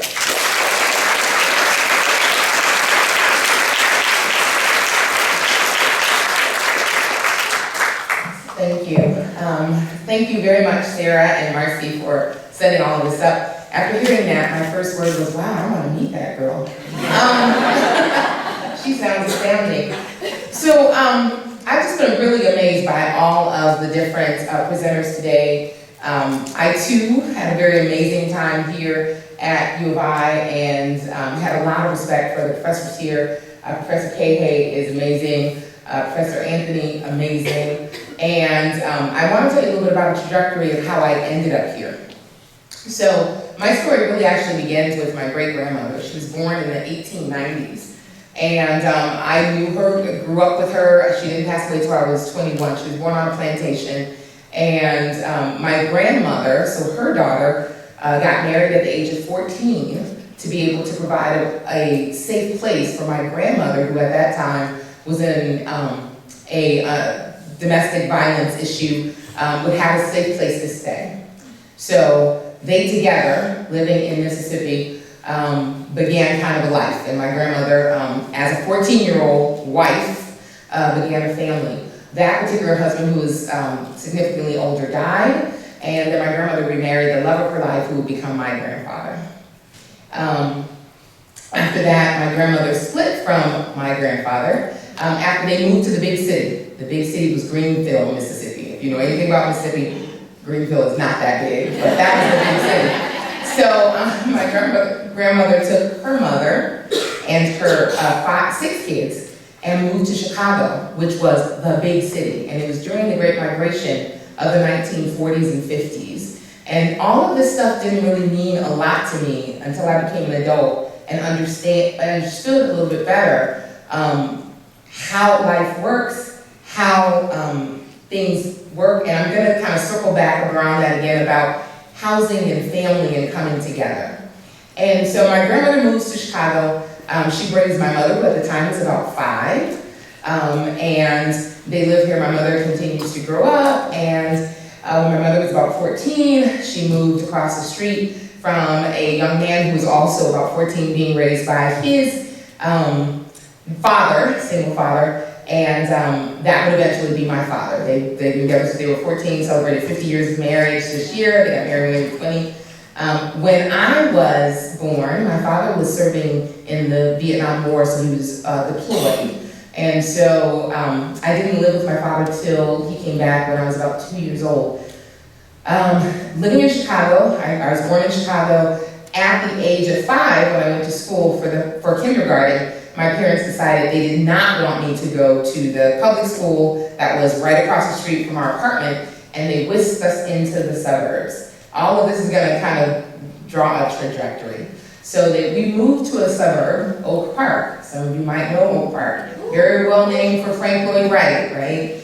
And as I grew up in Oak Park, I did everything from my first grade, all the way through high school. Somewhere around my sophomore year in high school, I didn't know much about architecture. I didn't really know what I wanted to do for a living, but I took a drafting class, and I was pretty good at it. And then I said, okay, I like this. This is kind of nice.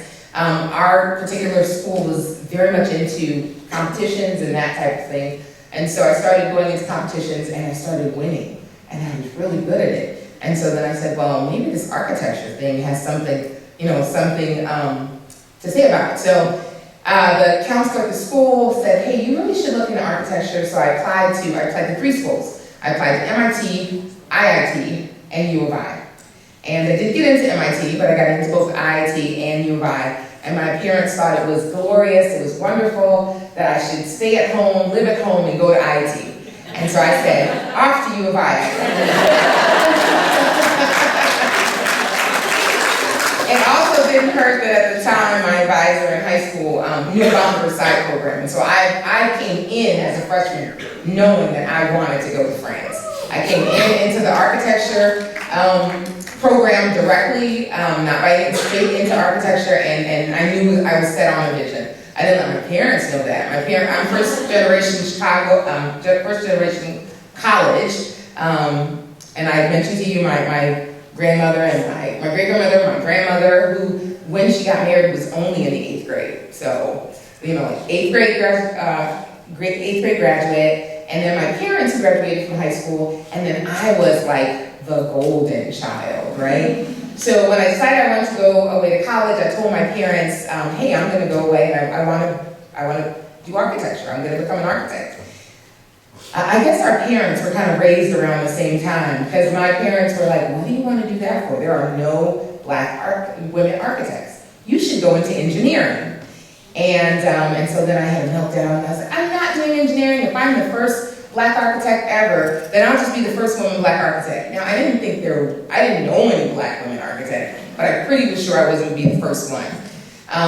So I applied, I came down, very, very excited about just this new trajectory of having a hand into the built environment. So I finished undergrad, did my grad work here, and I did a double major, MBA and MR, thinking I am going to own my own firm one day. I want to make sure that I can control what happens around me, and so getting an MBA, that's the way you do that, right? So coming out of grad school, there's a little quirky thing too. I've had 5 jobs, and I've never, go to the next slide, I've had 5 jobs, and I don't know what I just did, I'm probably not supposed to. But, so she's gonna fix that while I'm talking. I've had 5 jobs, thank you so much. 5 jobs, and I've never looked for a job. That's just honestly the truth. From being here, the last semester that I was here, I thank you. The last semester I was here, and in this again, keep in mind, family, community, your connections. The last semester I was here, I actually got a call from a previous classmate who graduated the year before and was working for a very prestigious international firm that does architecture all over the world. You guys all know this firm. She called me and said, hey, we have a place here, and I really would be interested in coming down. I said, I have a semester left. She said, send your resume, we'll hold the place for you. Can anybody give me a couple of names of what you think this firm is? SOM. SOM? No, not SOM, but McDonald's, exactly, McDonald's. Oh, because you read my resume. You don't get a prize. I came out of grad school working for McDonald's in their architecture department, and actually I worked in the play place division. So it's, but if you think about it, a brand like McDonald's that is internationally known has to have such a tight grip on what it does in the built environment. And that whether you go to a McDonald's in Thailand, in France, in Germany, wherever you go, in Jamaica, they have to look the same way. They have to have the same systems. And so I was there long enough. I was there about 8 months while it was still fun. And then I got a call from a firm downtown Chicago, Tang & Associates. And so they were a 200-person engineering firm with a small architecture department. And at the time, when I received the call, I was still happy at McDonald's, and my future boss would say to me, I know you're happy where you are, but it would behoove you to come and interview with us. I'd never heard anybody say the word behoove. And so I said, okay, if it would behoove me, I should check this out, right?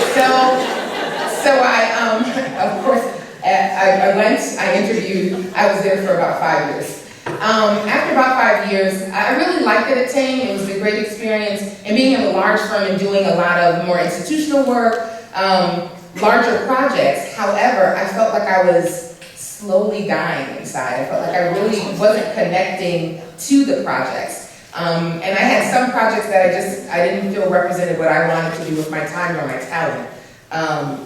And so I remember being in a NOMA meeting, and so you guys have heard of NOMA, National Organization of Minority Architects.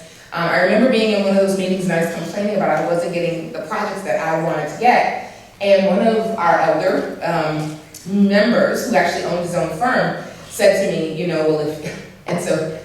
said, if you're tired of working for those white boys, come work for me. And that was just exactly what he said. He's like, I'll give you whatever you want, I'll give you the opportunity. And that's not meant to be offensive. It was the 1990s. And but it was like, hey, come work for me. And so I was unsure because this is a big firm. I was going to a small firm. It was basically a 3-person firm, and I made the 3rd person. And so I wasn't really sure, but I knew I wanted to do something different. And this wasn't. I felt like I was learning what the trajectory of my life should be. And I wanted to be happy with what I was doing. I did not become an engineer and not listen to my parents and go to France and not do all of these things to just kind of slowly die. Does that make sense? Yeah. And so I ended up going to work for Smith & Smith Associates, and it was amazing. And about 3 years in, Charles Smith looked at me and he said, okay, now look, after about 3.5 years, you know whether you want to be somewhere or if this is not the place for you and you want to do something else. And either way, that's fine. And I have to give him, he is one of the somebody I call a mentor, because he helped give me the confidence to say, I want to do this for the rest of my life, or I want to segue a little bit and do something different. Because in the end, if you think about it, you could run a marathon, right? And you know where you're going with the marathon. You know where the end race is for the marathon, right? But if you slightly adjust your trajectory a few feet, you don't feel that immediately, but do you end up the place you're supposed to be in the end, right? So slightly moving your trajectory to get where you really want to be, you can just end up a little bit differently than where you thought you were supposed to be. So I was there for 3.5 years. When a girlfriend who worked for one of our clients, Beth New Life, said, hey, we have something going on in our construction department. You should send me your resume. So I did. Again, not looking for a job necessarily. Somebody just said, hey, you should do this. And next thing you know, I was the vice president of real estate development. I spent 5 years there, really excited. Bethel was amazing. At least 1,000 units, spread out, doing a lot of things, workforce development, housing. I was over the housing development that we did, a lot of transit-oriented development, so I was able to really get a grip and an understanding of like financing and all these other things that you don't necessarily see when you're just working on the built environment. And I loved what and what I realized made sense by me getting an MBA is that I love putting the thing together. I love the management of it. I love the program of it. I love bringing the partners together. I love figuring out how we're going to solve these different situations. I too was not one that was design oriented, that didn't wake me up in the morning, but it really was all the partners together. And so I was there for about 5 years, and my predecessor, where I am now, we saw each other at a meeting, and she was saying she was leaving, and literally we saw each other in the bathroom. I congratulated her, and she said, "Oh, you didn't know I was leaving?" And I said, "No, I hope you do well at your next job." Before I could walk out the door, "You'd be perfect." And I was like, "You'd be perfect for the position. Can you send me your resume?" Henceforth is where I am now at Claretian Associates. It's been 15 years. And we've grown from an organization. When I first started there were 5 full-time, 5 part-time. We were doing only housing, or any other programs that we were doing were basically around how to help people buy a house or get into our apartments. Now we are about 80 people, and it's about 4 different organizations, 501c3s, that work together collaboratively, and we do 3 major things. We do housing, we both build, sell, property management, and then we also do safety, which is we hire, if you've ever heard of the Safe Passages program, we hire people to help kids get safely to school. It's also for us an opportunity to build up workforce development in our community. And then we do convening. We do convening around a lot of things, but every single project that we do starts with working with the community to basically get that done. So what I'm going to just show you right now, if I can do this without, let's take that. See, I keep doing the wrong thing. Oh, wait. Ta-da! So I work for the Claretian Missionaries. It's an order of Roman Catholic priests that are founded in 1920, came to South Chicago, which is the far southeast side community that you can live in before you go into Indiana. They came in the 1920s. Priests know about a lot of things, housing they do not, but they knew that their families needed to be housed. Our industry that was in an area that the community was dependent on was the steel mill industry. We had a steel mill the entrance to the mill was about 3 blocks from where my office sits. At its height, it hired 20,000 people to work there. So when it closed in the 1980s, it was a devastation to the community. The priests were very concerned about where the families that their parishioners would live, and so they basically struck out and started a program at the church. And this was about the 1970s. And then we were incorporated in 1991. There have only been 4 executive directors. I am the 4th, and I've been there 15 years since they started in 1991. But I started in 2004. So these are some of the projects that were done within that period of time. This gives you a little bit of idea of,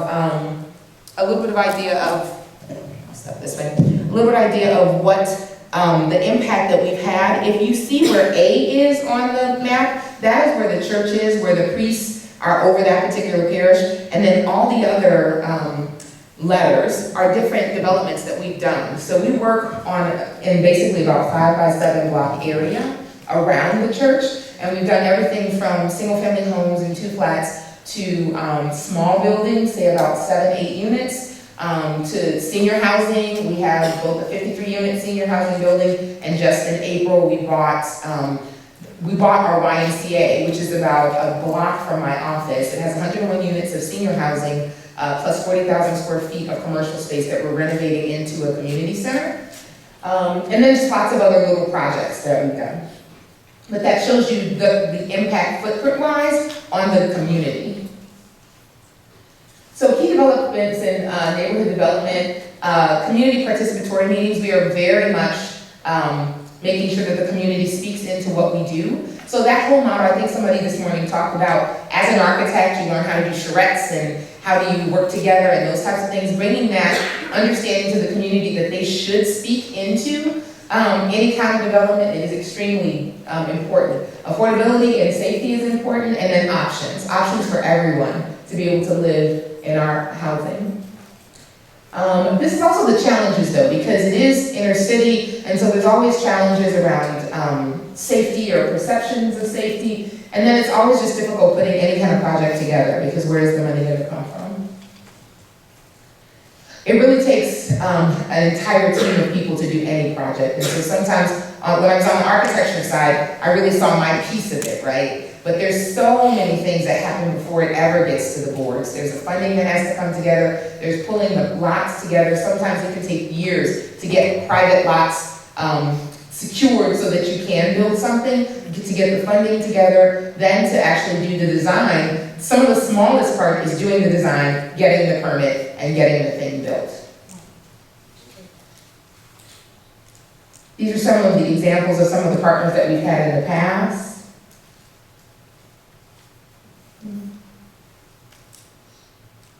Resident engagement is very, very important to us, and residents mean not only the residents in our building, but the community at large, because everyone is a part of that microcosm, of that ecosystem that becomes our neighborhood. And so that talks about that. This particular building is one of our senior buildings. It's a 53-unit senior building that serves families over 55.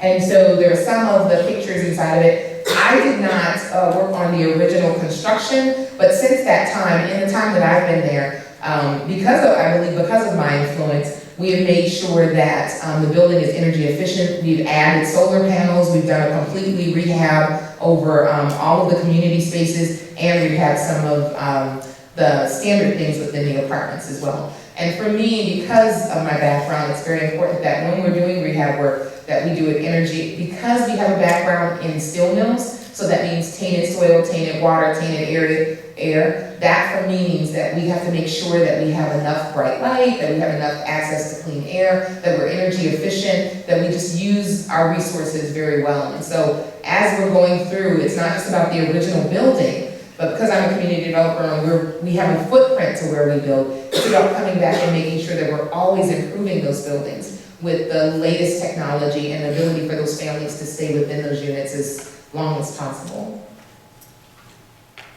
These are some of the seniors that live in our buildings. So besides just doing the actual housing, I used to think, and actually when I first came to this job, I used to say, you give people 4 walls, it should be enough. Everything else should get better. That is so not true, correct?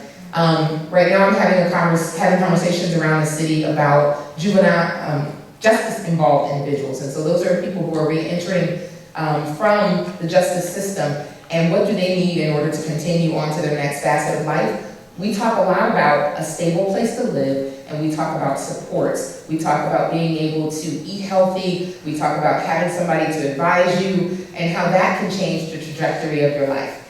Now, sometimes people don't understand, and they say, why would all that stuff be needed for somebody to do well and to prosper? I want you to think about it. How many of you guys are college students right now? Isn't that what you have right now?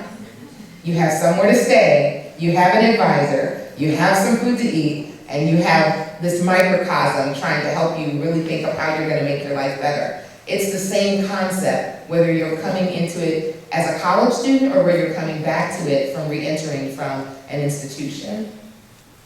But these are some of our seniors and some of the work that we do around to make sure that their quality of life continues to improve and they stay independent as long as possible. These again are some of the services that we provide along with our housing, because it's not just about housing. We can give somebody a safe place to stay, but there's also a lot of wraparound services. So each of our families actually gets a case manager. So we have families where both the kids and the parents are in college. We have male-run households, female-run households, untraditional households that may have aunts or grandparents running them.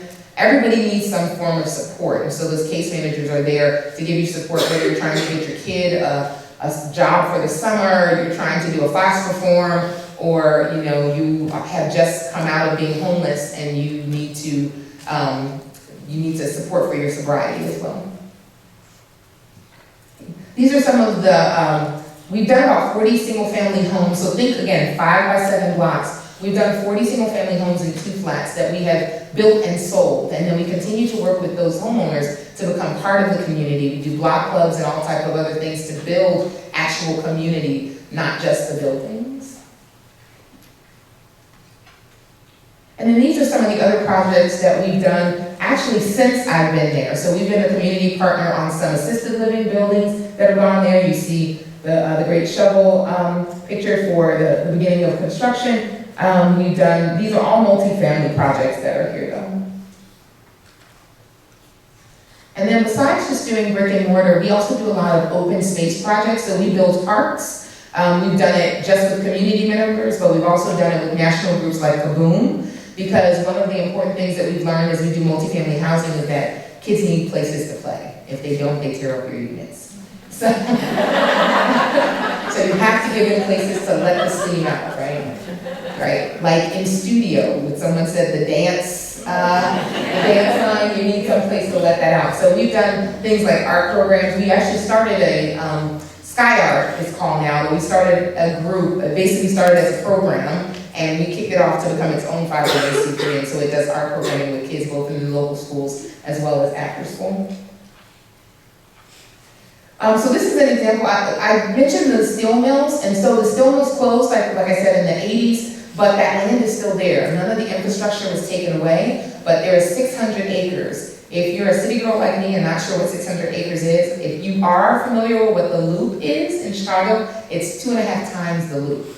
And so it's significant. It's thousands of units that can potentially be built there. Right now, it's just a bunch of vacant land. It's the last lakefront property, developable lakefront property in Chicago, and it sits about 4 blocks from my front door at my office. And so what's going to happen there is going to become very critical for what is happening in our neighborhood, but we're not waiting for that to happen because that has been closed since the 1980s. We are trying to create a catalyst in development now that will bend to attracting master developers for that space as well that we can then work with. So these are just some pictures of some of the charrettes we've had with the community to talk about the buildings and that kind of thing. One of the projects that we're working on right now is along 92nd Street, which is about a block from my office. We're looking at putting in, and so we've done a lot of just visuals and space planning to vacant land, even before we owned anything. We worked with the community to say, envision, what would you like to see along 92nd Street? And we brought the community in to talk about that. We didn't own any of the property. The city owned it, but we wanted to definitely give the community abilities to talk into what would be there. Someone mentioned earlier about being a resource for others and how we look at things as architects. My project development department consists of 2 people, myself and my project manager. Both of us are architects. And when we look at who we're gonna hire next, we're actually looking at how do we get another architect here in the office, because we do a lot of building. So although we might not do the drawings, it's important for us to be able to work with the community, to be able to translate what the architect is saying, work with the contractor, to be able to kind of set things up in the way we already understand it, so that we have people coming in that see our vision, and so that we don't get, we have the opportunity to have built what we want to have built. So these are some of the things that were put together just so that we can understand the parcels that were available and what could go on them. What we're doing right now is this particular parcel on the right side, south side of 92nd Street, you see those 2 buildings and then all the trees. We're currently working on a development. It'll be a LIHTC deal, so that's low-income housing tax credits. We plan on doing 78 units of housing, multifamily, everything from studios to 4 bedrooms, and then on the first floor, a grocery store. Right now, what we're looking at is really doing multi-use type projects so that we can bring in not only the units that are needed, but also the resources and the wraparound services that are needed. So that's our site there. I thought these would be nice because architects like to look at, like all these FAR and all these things. So I was like, let me give them what, will make sense to them, right? So I like looking at these things too. So the architects that we work with, so they're just like, right, you're an architect. We're gonna have this conversation about this, FFE for about an hour. Right, we are. So this is an example of some of the things that we want to go in the building. We definitely want it to be a green building. We want a green roof. We want interactivity with not only the building residents to be able to have outdoor usage, but also we would like that even the grocery store would have spaces for people to sit outside and eat lunch. It's about a block from the Metro, and that particular Metro station is the end of the line. The other end of the line is Millennium Station in downtown. So for us, it's about creating a neighborhood that other people would want to come into as well as our community being able to have lots of opportunities. Parking. This gives you an idea of kind of the spaces and what would be in each of the spaces. So we have kind of a community space, workforce development space, and then the grocery store. This is on the first floor, and a terrace area. And then each floor, just a bedroom mix for each floor. And then spatial designs, sections, and how we can enliven the thoroughfare that goes through as a special service area, which is, there's only 55 special service areas in all of Chicago, and so they have additional tax, an influx of tax dollars that help to deal with redevelopment and those types of things, and so we want to benefit from that. Here's some examples of what could happen in the courtyards. This is how much this is going to cost. So, thank you.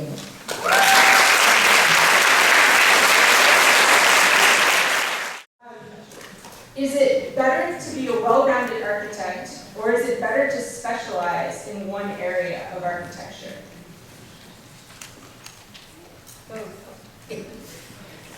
Or do you know yet the answer to that question? I'll just say, I don't think there's a right answer. I think that there are benefits to both. And obviously when you sort of make a decision to go in one direction, you limit opportunities in another direction.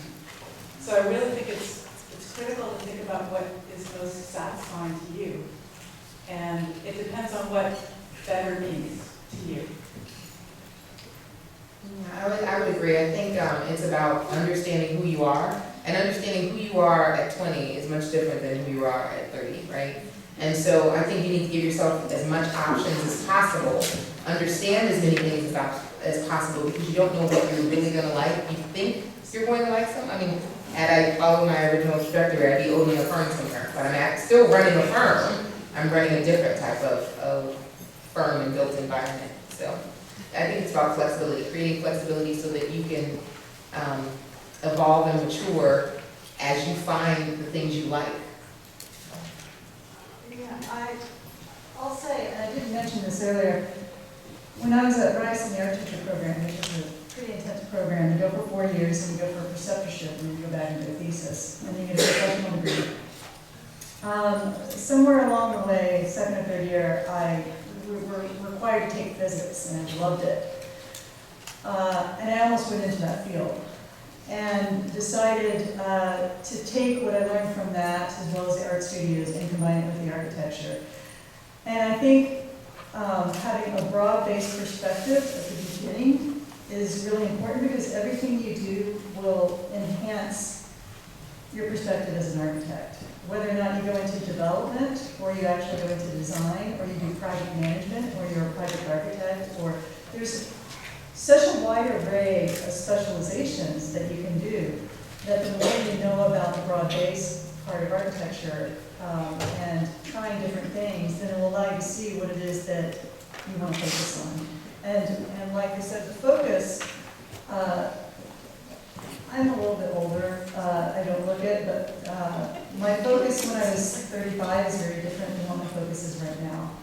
And it'll change and it'll morph and enhance what it is that you want to do. Michelle, I'd like to ask a follow-up question from the card, which builds on that. What made you decide to open your own firm? What was the impetus for that? I didn't want to work for anybody else.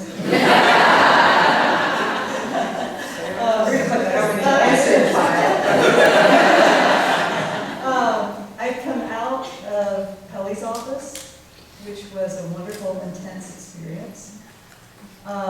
In fact, we just came back, I changed my plans, I flew back from Boston because we went down to his memorial service last weekend, as well as, I was telling Marcy, a women's reunion, 150 years at Yale, and they happen to be on the same weekend. And so I think it's fabulous when going from one women's event to another women's event. That's never happened for me. When we left the East Coast, which was a difficult decision, but I was in Manhattan, we couldn't afford the space that we wanted to start a firm. And so we started looking around everywhere. We looked at Portland, Maine, Chicago, where I had been before, Austin, Texas. We thought about Europe, and we happened to go to Portland, Oregon, and visit friends. And we decided if we could make it work there, and we were able to make it work because of the digital environment. I would say when I first started college, we didn't have computers. But we were able to choose a place like Portland, Oregon, get the kind of space we wanted that was economically feasible, that you couldn't get in Manhattan to still do work in Manhattan. I also had different ideas that I wanted to test, as well as different project types that I wanted to work on. So I wanted to expand the array. And then we started entering competitions, and then the Carnegie Mellon competition we were asked to enter. And it's just been a running start since then. And that was only, 8 or 9 months after we started our studio. Great. I was struck during Dina Griffin's presentation also by the statistic of 466 Black women architects in the United States. When I graduated from architecture school, 91 was the number. So in some ways I thought, wow, this is amazing. I didn't know it was 466 now. That's incredible. And that's partly, right, your generation and the generation right above you. Angela, you said when you began architecture school, you didn't know any other Black female architects. How did you find other Black female architects who you were able to share a common language with, specifically in school and at the start of your career? Yeah, so honestly, I met the majority of them. The first people I even met were here. And I actually didn't meet my first registered African-American female architect until I went to an INOMA conference, which I went to because I was part of INOMA here. And that was when I think I was like a junior. So for a while I had to just envision, but I had people who were ahead of me in class. Some of them are here. And they were my vision of what I could not see. So this is building on a question, Brodie. I'm kind of combining one of my questions with the student or other professional's question. Describe a difficult client who had a difficult time seeing the benefit of holistic planning and how you were able to convince them. And my take on that also, and this was planned to be a group question that I'd like you to start, is we think of collaboration with our clients as an inherent good, but it can be difficult. So can you describe a time where it was hard and you were able to push through? So I would say there can be challenges with every project. But I think I'm a little bit of a Pollyanna type in terms of a plan, because I really do believe that it's possible to make everybody happy in some way if you start to think about the big vision and goals that everybody can get their heads around. They don't necessarily get everything they want right away, or some of the specific things at all, but if they can get their head around the bigger picture. That said, an example that comes to mind is way back working for the University of Washington Bothell in Cascadia, because they were, the University of Washington Bothell folks, it's super complicated, they were forced to be together. A lot of the branch campus people, I think, felt a little bit marginalized at the university because they were a branch campus. And so they're already, not super happy with their place. And then they were forced to be with this institution that they felt they didn't have much in common with. And at one point, a client, she was just so focused on the fact that this was happening to them and they had no say over it. She was just mad at everybody and mad at me.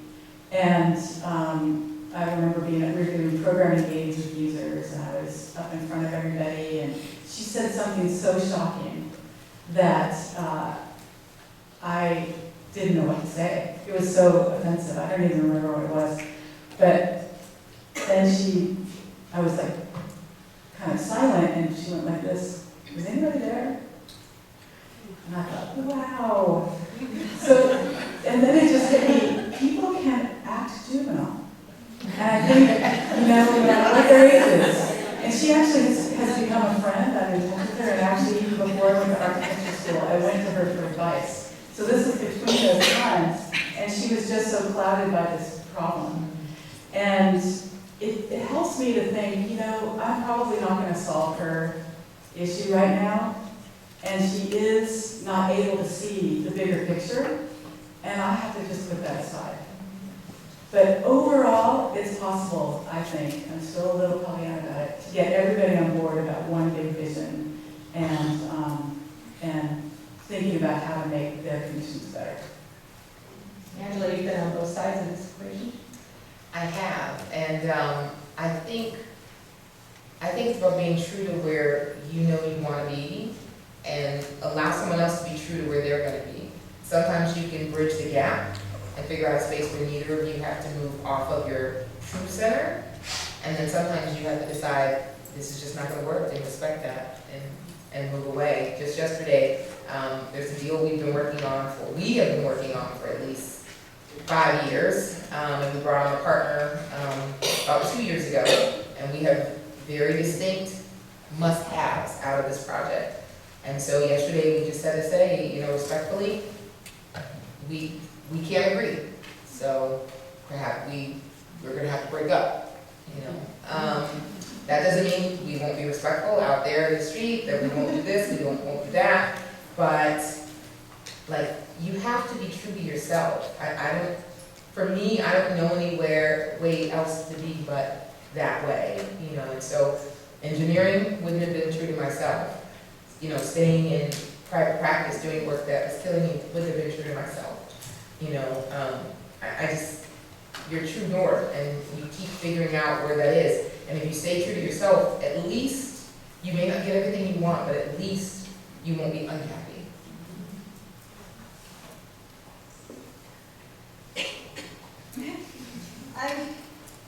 You can pass. Well, we just came off a very, a wonderful project that a lot of committees, committee work on university project. And it helps you develop patience. And I think patience is very important in architecture. Patience and persistence. And one of the things I think is very important as an architect is maintaining an overall vision. And I think it's part of the job is people come to you because you know how to do a certain thing and you also know how to think. And they look to you for thinking creatively and in different ways. And one of the deans we worked with had, in fact, both deans we worked with on 2 different projects had strong visions for what they wanted, but they didn't know how to articulate it. And that's where we come in, and spatially with materials, the tectonics, materiality, the site, working with all the different constituents, all the users, what they think they want, and then what we can suggest. And I think maintaining that vision is very important, because if you don't do it throughout the project, or if there's not one person or 2 people or a small group of people doing it, then it doesn't happen. And I think that's very important. And that can hold people together, that can tie people together, as contentious as it can be, because people will go off in their own directions of what they want, but if there's some way you can help tie them together and move the project forward in one way or another, I think that's very important.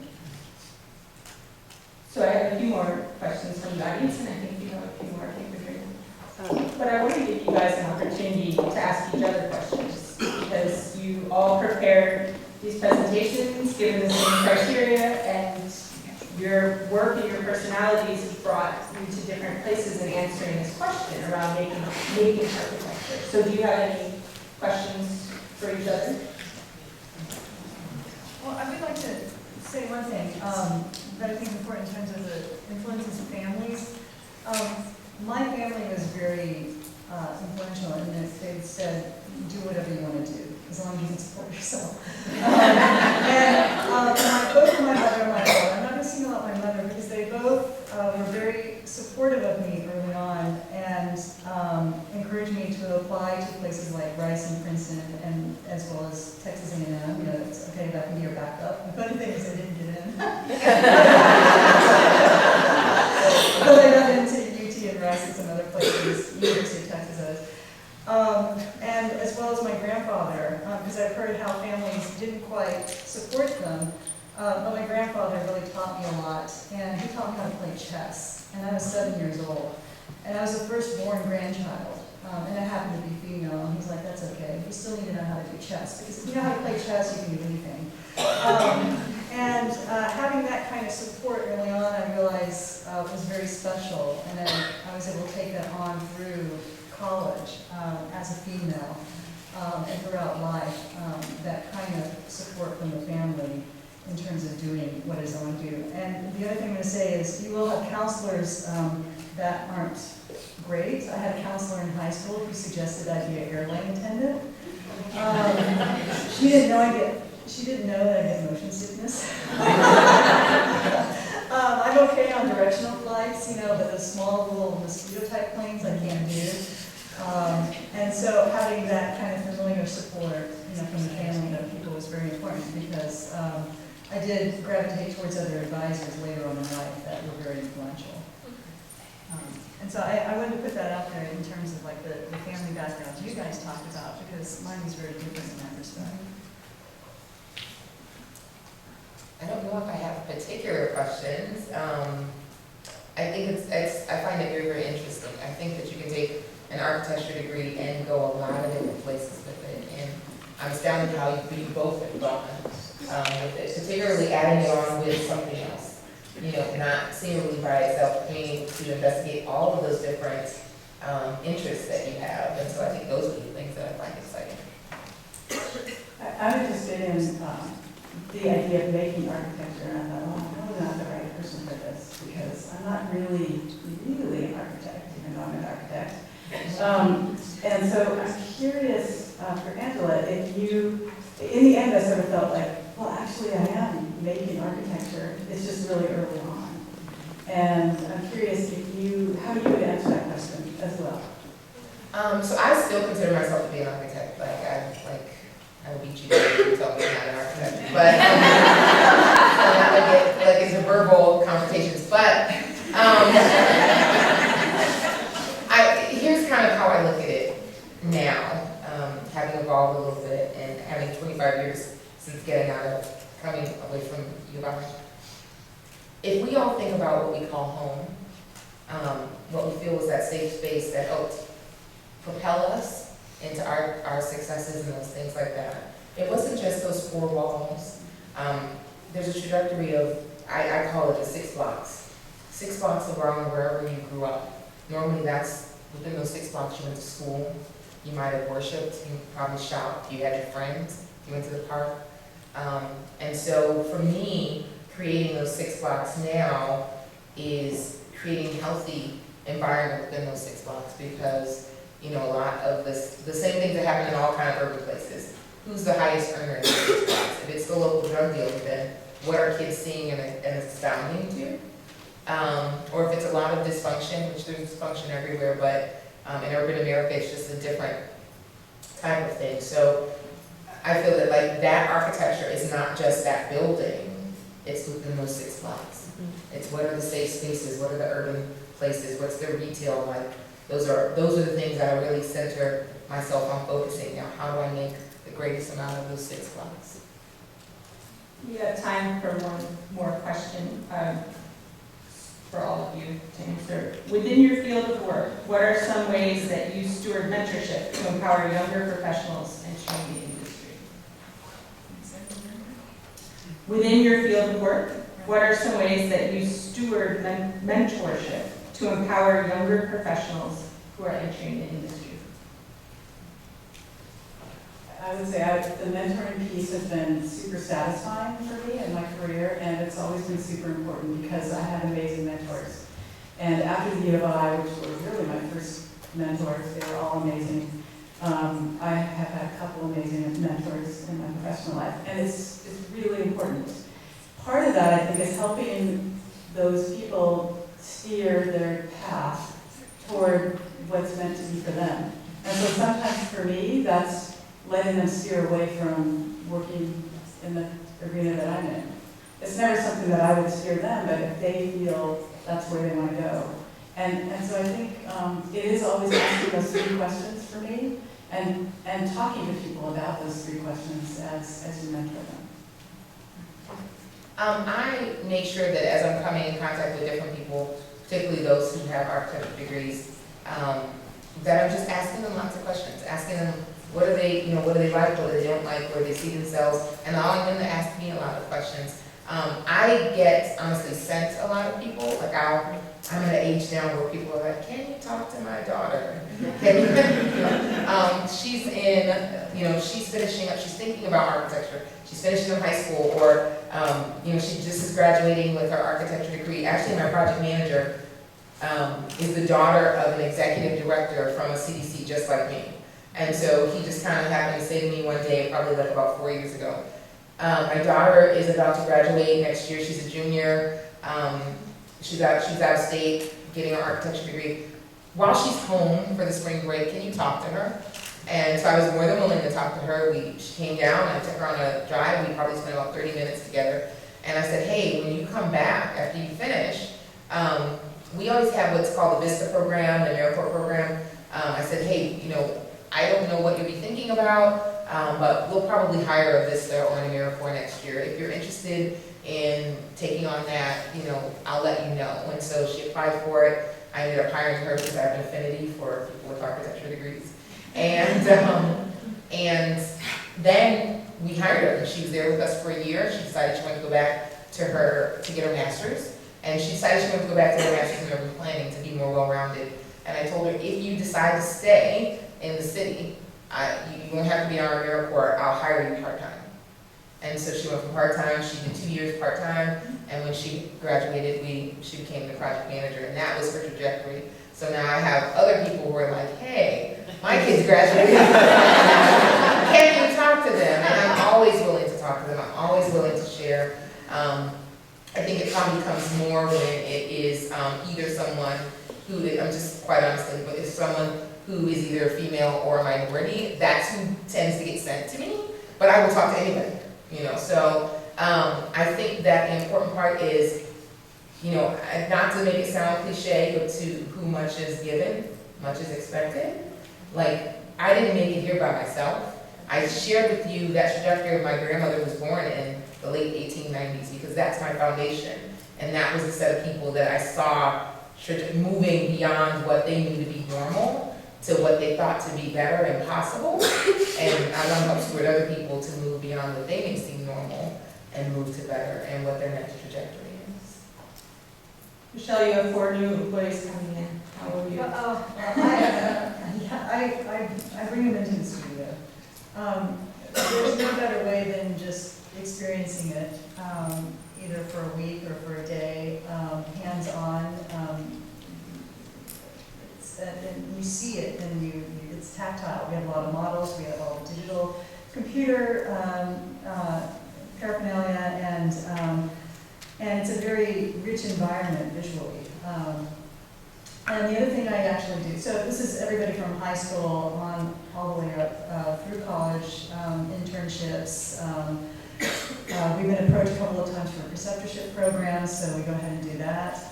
But what's really important is actually starts much earlier than that. And the way I was able to see that is by having a child who happens to be a girl.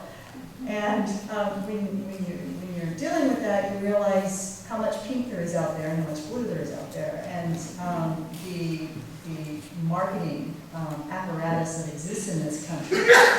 And so what I started doing, so my daughter was in the studio with us a lot, and she was inclined to take the pieces, and she built these fabulous things. I mean, the treehouse she built, we didn't quite build the way she wanted to, but it was incredible, and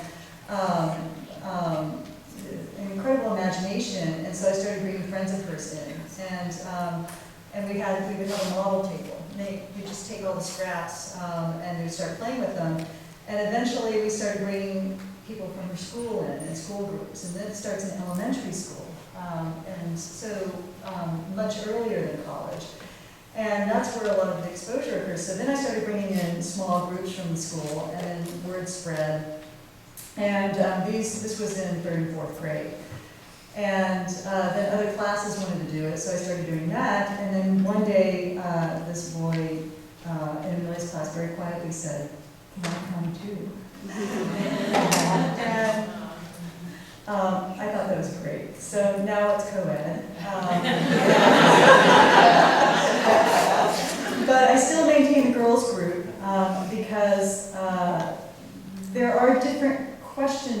class when it's just girls.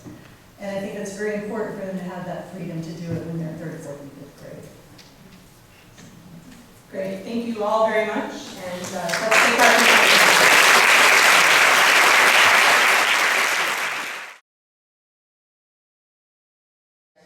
Worked in the architectural library. Yep. And it's been a great support since staying in school and graduating. So that's why I was like, you come to me, you come. I think, but I was telling her just this morning, one of the biggest things that I see is a recurring theme throughout my career and even in school is having to prove. Having to prove you're supposed to be here. You know, I had a flashback because of something that happened yesterday when I was working with a partner who I think we're gonna break up with this partner. But I had this feeling like, why do I have to keep proving? I don't have to prove anything. I am who I am. We either agree that this is important to you, it's important to us, or it's fine to separate and say that's not important to you, but this is important to us, and stay true. So I think the not having to prove, if I had to tell you, like the hardest thing is don't feel like you have to go through proving something to everybody, because you don't have to prove anything to anybody but yourself.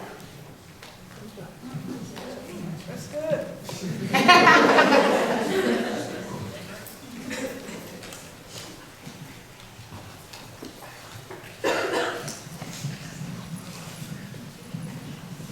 I would say honestly for myself, my name's Jackie. I'm a recently licensed architect, and I graduated from here at undergrad. And I would say for me personally, as someone who comes off very confident and outgoing, the hardest part was like continuing to believe in myself and not wanting to give up, because the first 5 years are really difficult and it's not always pretty, and you don't always get your dream job, and so you just kind of got to stick it out for a while. Just having, I agree that the community around you is really important to keep, like, believing in you when you don't believe in yourself. And so I would just encourage you guys, like, whether or not you can, like, see the end game, like, just try really hard to keep asking those questions, like she brought up, like, what am I good at, what am I passionate about, and just continue to press on even when it doesn't look pretty in front of you.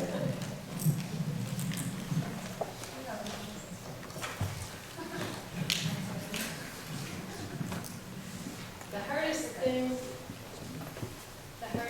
was getting guys to take me seriously. I graduated in '80, and I worked. Is this on? I don't know if it's working. It is. Well, I worked with Army Corps of Engineers, worked in construction. I think yours. I do research, and it took a long time. So I worked there in grad school.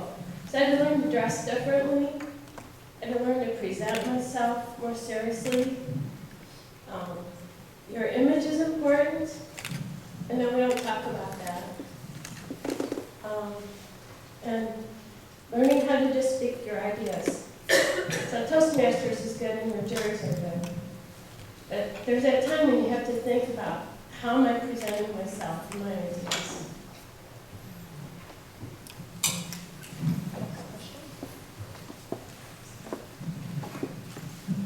Hi, I'm Bridget. I would say presenting your ideas is a big thing, but being consistent throughout your life. I think we've all been in a situation where men and women interact with each other differently. And women often, if we get upset or angry or something, we show somebody maybe a little bit, like this much of why we're angry, and right, we want the man to figure out what it is, and we want to build this up.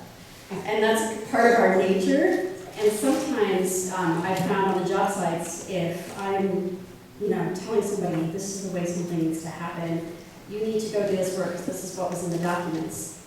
I think that they look at you as a woman and they think that's the tip of the iceberg, she's about to blow.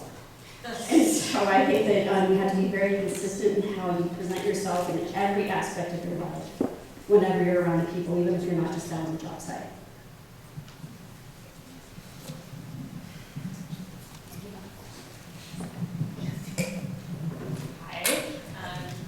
I think for me it goes back to having to prove to oneself, yes, I it was very important for me to immediately get my license as soon as I was able to have some credibility. But I think what, as I got more and more into the profession, it was having to be perfect and not being able to make any mistakes. I felt like the stakes were too high. I did not want the men on the job and out in the field to think that I'm less qualified, I shouldn't be there because maybe there would have been an error. And to this day, even though I'm no longer in private practice anymore, I got really tired of babysitting grown men on job sites. I still feel, I'm teaching high school architecture and engineering now, and trying to, give a lot of people, young kids a jump start and thinking about the profession. I feel like especially with the engineering, I have to be like 5 steps ahead of my students. Again, keeping in mind that I know all of this stuff, I have to be perfect at it, and I still can't quite shake that. Sorry. We're taking video. Panning on both sides. Thank you. So I'm Stacy Hooper. I'm a design principal with MPJ in Los Angeles. I had worked at a Portland-based architectural firm for 15 years, and when I had a baby at 40 years old, when I went back to work, it was a pretty significant kind of reality shift for me. And then I had to make a very difficult decision, which was to leave the firm that I had thought I'd been very successful at, and make a career change. And now I find myself in even a better job, not afraid to make a change after that many years of investment at a place. I'm on a board of directors for Facade Tectonic Institute, for maybe those of you who know what that is, trying to make kind of global change relative to facades. And I feel like I'm working at an incredible global firm that's really making a difference. And my advice would be never be afraid to make change and don't give up on those dreams.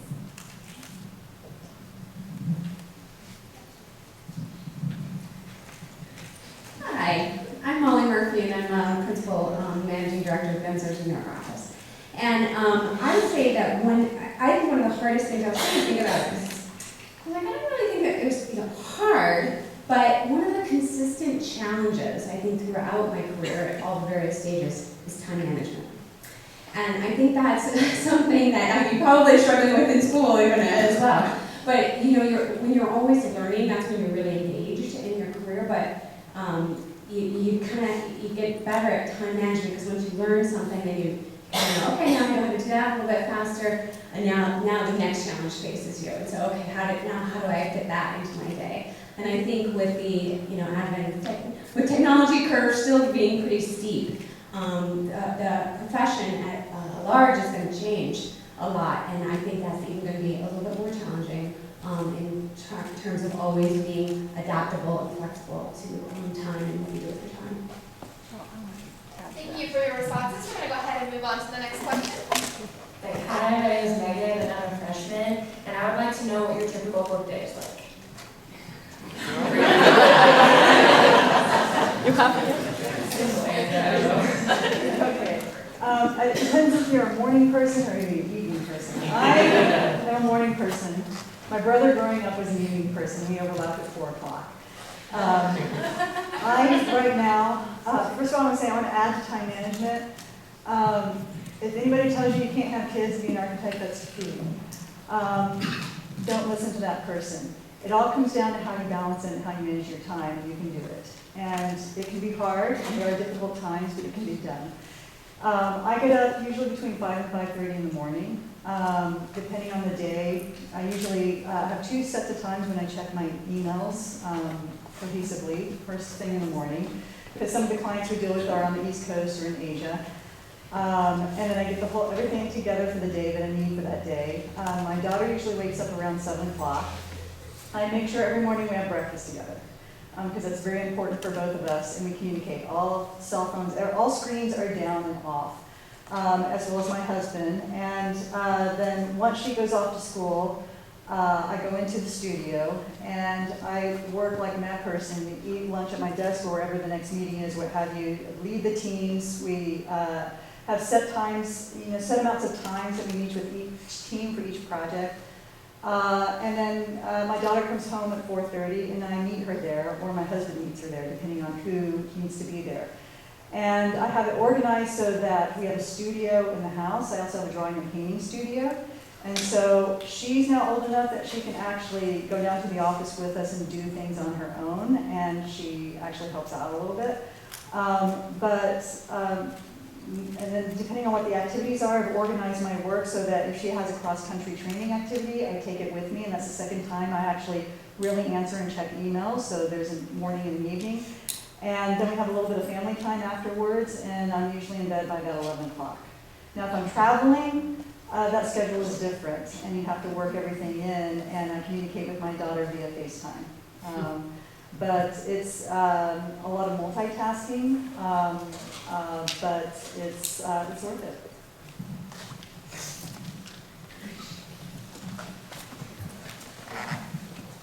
Hi, my name's Kat. I graduated from grad school in 2019, so I feel like our experience coming out of school might be a little bit more closer to relate to.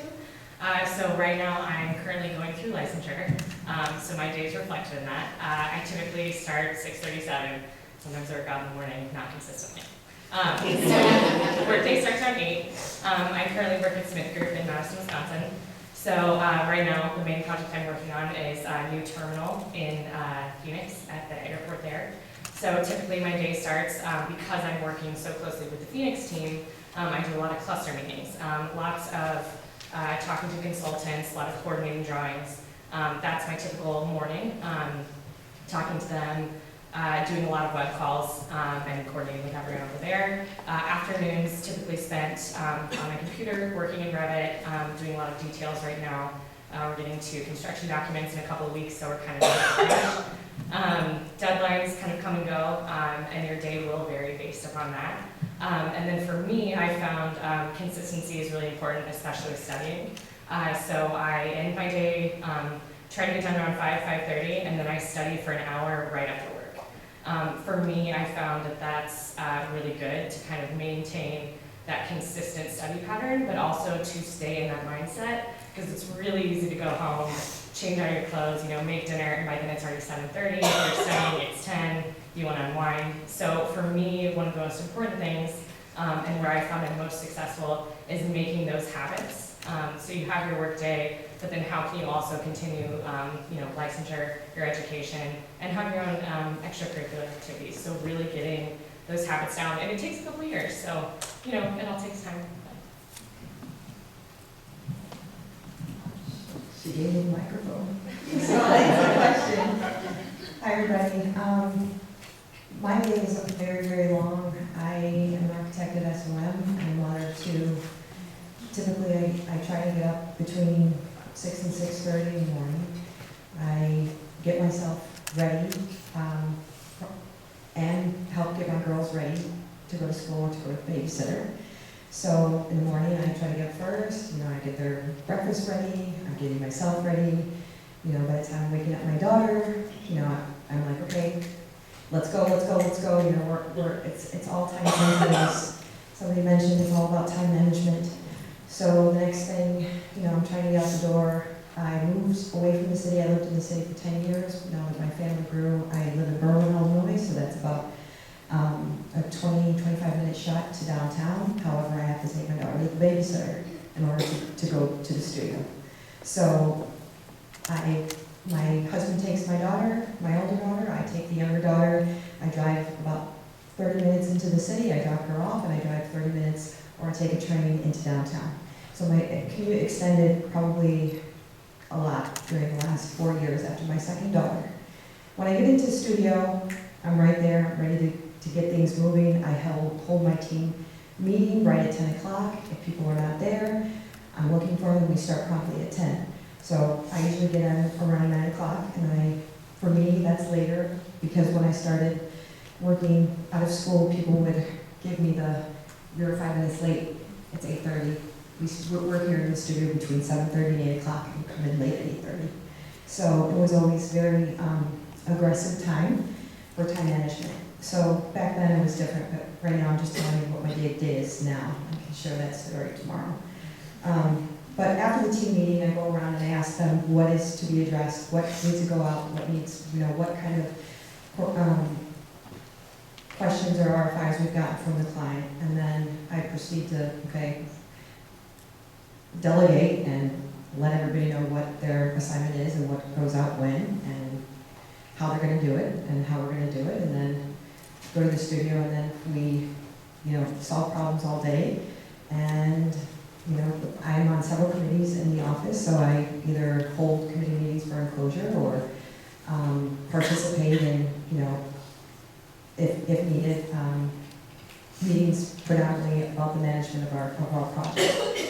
By 6 o'clock, people are still asking me questions. So I'm like, okay, I gotta go, guys, I gotta go. And I'm answering questions until I leave the office, until I'm running out the door. And occasionally I might have a conference call at 8 o'clock, an international conference call. So if I have a conference call, I will leave early and go pick up my daughters to spend time with them. If I don't have a call, I get home probably a little after 7. I honestly do the whole thing, we're making dinner, we're doing baths, we're doing all of that. I might get on my computer, my day ends at midnight. Might end at 1 in the morning, depending on how good I feel. If I really feel like I need to work on something that I want to solve and figure out so that we can hit it hard the next day, and that's what I do. Because to me, we have to get it right, and when we're designing, I really feel strongly about, as somebody said, the D word doesn't wake me up in the morning, it wakes me up in the morning. So I'm always thinking about, okay, what are we going to do? And it processes like overnight. So that's my day. It's a very long day, and you can make it work. Somebody said, if you think you can't have children and do this, it's doable. Thank you so much for sharing. We'll take 2 responses to our next question. Hi, my name is Alexia, and I'm a junior getting my bachelor's in architecture. So I've seen that at Illinois, mentorship is a really crucial aspect of the process of architecture here. But once in a while, I'll hear statements from professors when they're giving lectures.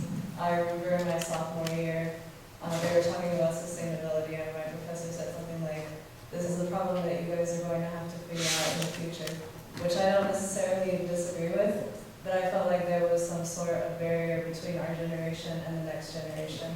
So I was wondering the differences between being in architecture school and actually working in an architecture firm or something like that.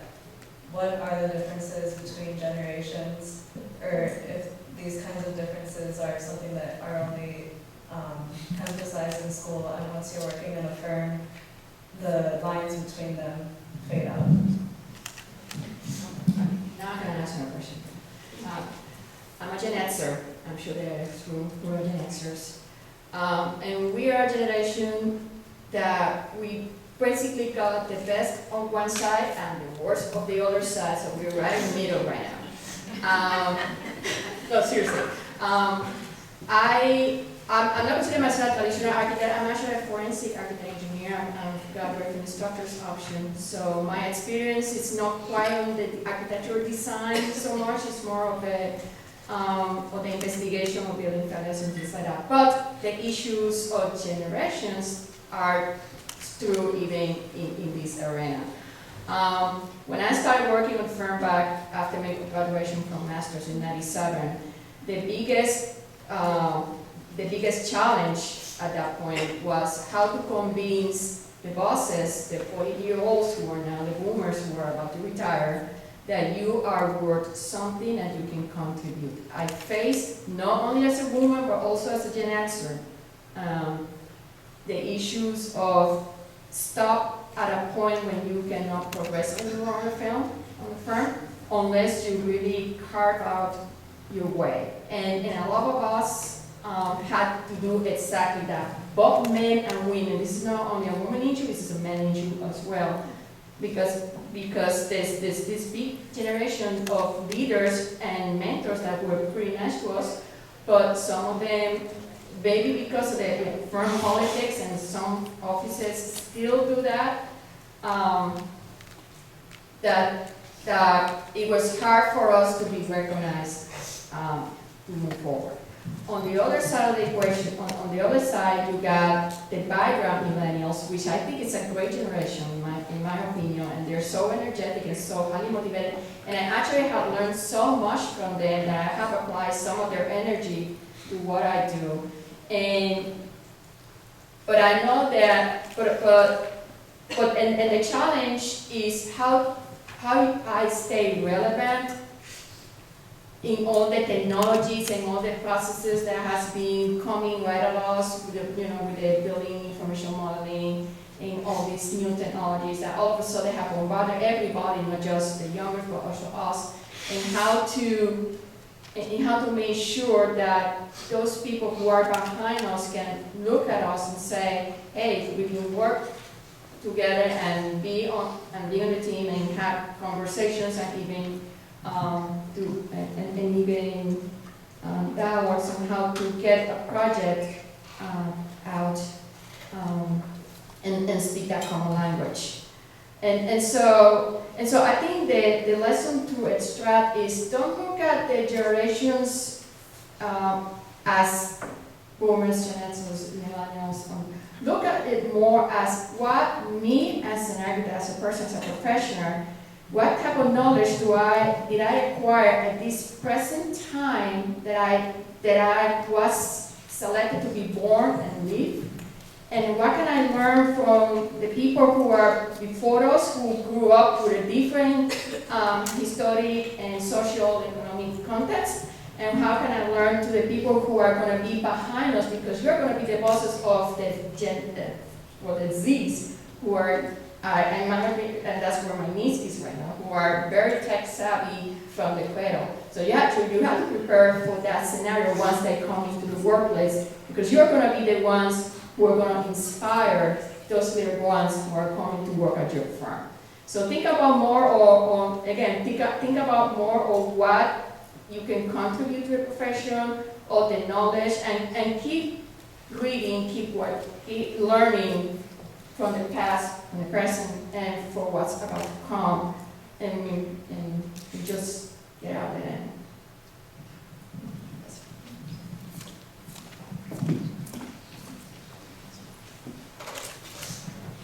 First of all, I love that question. I think you're thinking along the right line of important issues. I echo the last female colleague. My name is Erin Hodges, graduated 2010 grad degree. I think this is a challenge that you should be excited about rather than being discouraged about. Different generation has different challenges. I happen to be at the end tip of a millennial. And when I foolishly decided to move East Coast after grad school, the price stick shock of housing in a city like Boston was significant, and I channeled my thesis year, which happened to be the last thesis program year of the school, which I'm super sad about, because that year gave me the opportunity to really investigate issues that I was interested in and devote the full amount of attention and study it from every single angle. And I think you are given the opportunity to solve a very, very complex and difficult set of problems when you leave this place, and having an opportunity to think about it and prepare yourself for it, and not being afraid of setting up a platform where you're actually leading the school to work on it. So what I did was, on the housing issue, we banded together, a few young professionals, we banded together, we started a research initiative, we built mock-ups to test the ideas and interview people, and finally convinced the mayor to pass a policy to allow for smaller units to be built everywhere in the city of Boston. So, sky's the limit. Thank you. And our next question. Hi, my name is Donna. I'm a sophomore, and my question for you guys is why and how did you decide to attend U of I for your architectural degree, and what other degrees do you possess?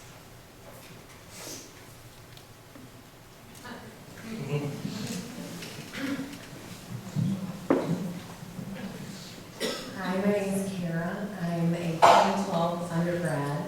I don't have the standard architecture. I played with Legos type thing.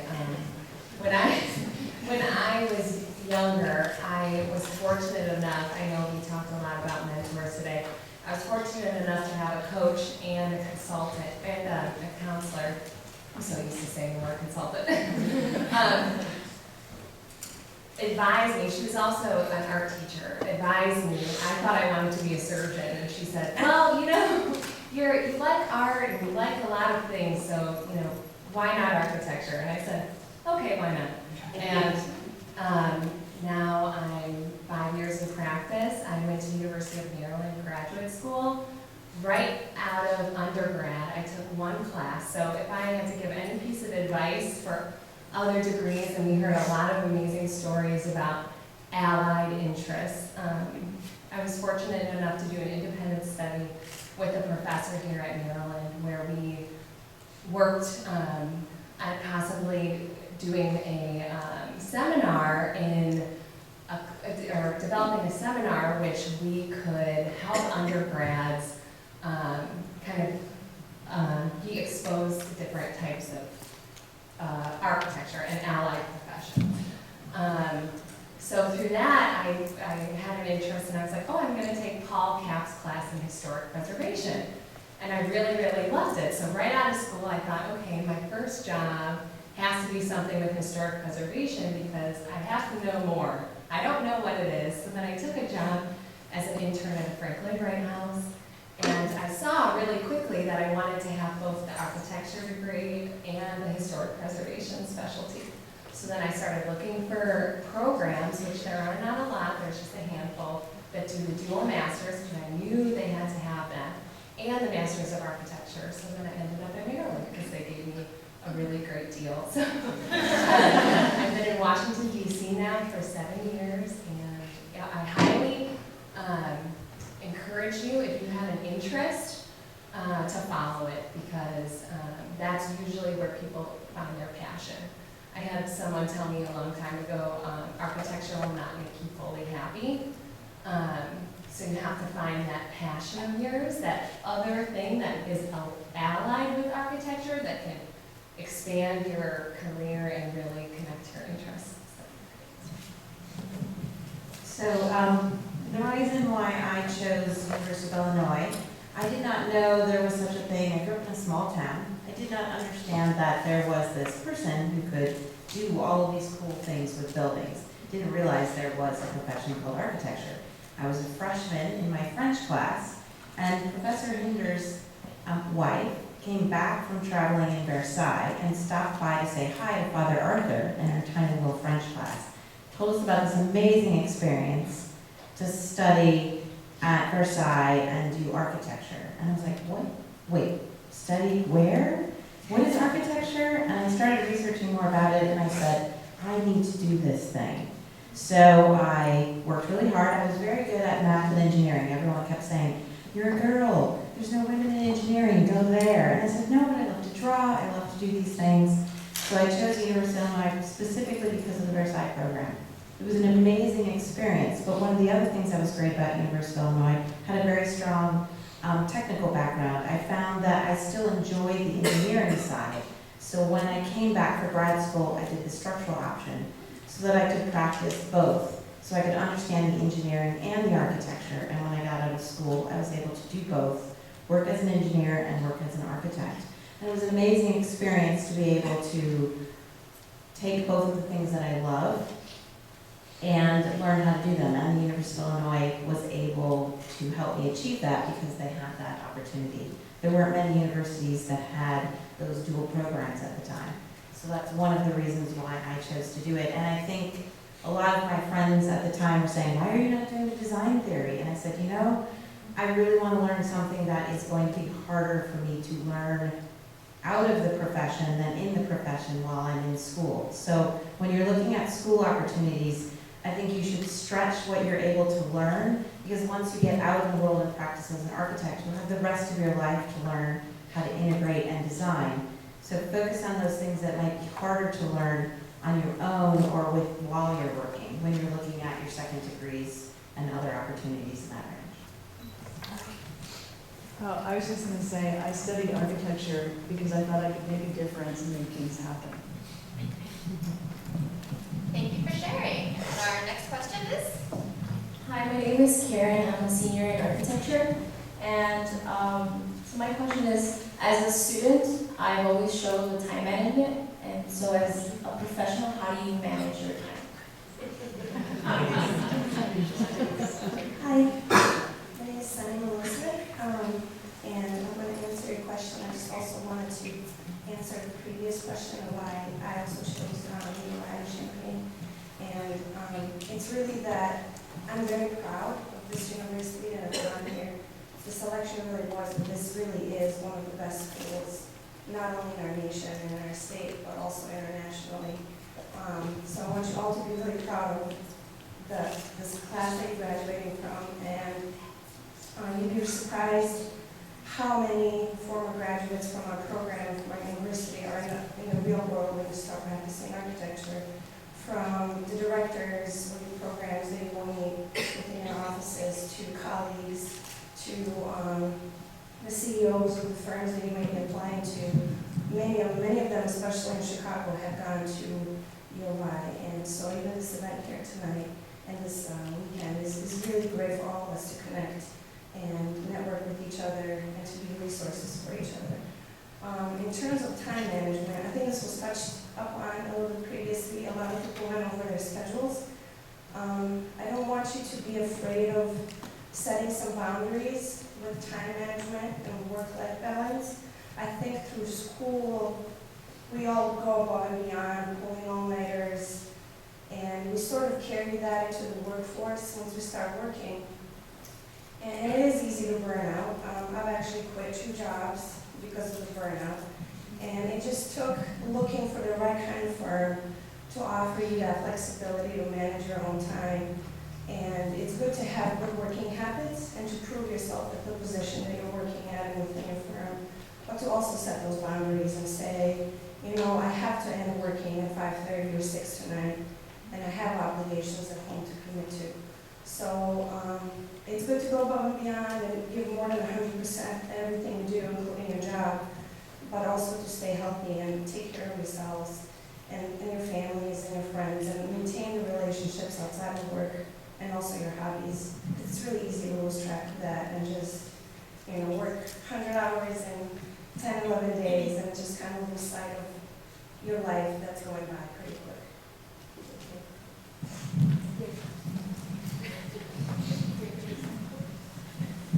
So this is actually what I do. I'm a production manager at my firm, so I help everybody figure out time management. So the number one thing you need to do is not blame anybody else. If something's not going your way, you don't blame the engineer, you don't blame the mailman for not bringing something, you don't blame the computer for being down. You take ownership of what you were supposed to get done and when it should get done. We all know you don't go try and plot something the day before it's due, right? Because what if the plotter's down? What if the computer's down? So you have to make sure to maintain that way. Whenever somebody gives you a task, ask them how many days or how many hours you have to do it. And then take ownership of that and say, you know, I've got 10 days to do this, and I'm supposed to be spending 20 hours on this. And when you get 10 hours through it, look at it and say, am I 50% done with the work? Or do I need to start working on this even more to try and get it done well? So just make sure that they're giving you the guidance. If they don't tell you you have 20 hours to do this, ask them, how long do I have to do this? And then write it down and use whatever task management program you need to use, put it on your calendar, whatever your methodology is going to be. Thank you. We really appreciate that advice. That's very helpful. And our next question? Hi, I'm Jasmine, junior. My question is, during collaborations with other professionals, I know it takes a lot of understanding from one another, but what do you think it takes to be a good partner or teammate throughout each project?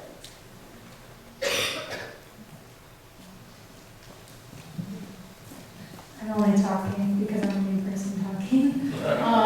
My name's Caitlin. I graduated in 2012 from undergrad. I work at RA Group Architects.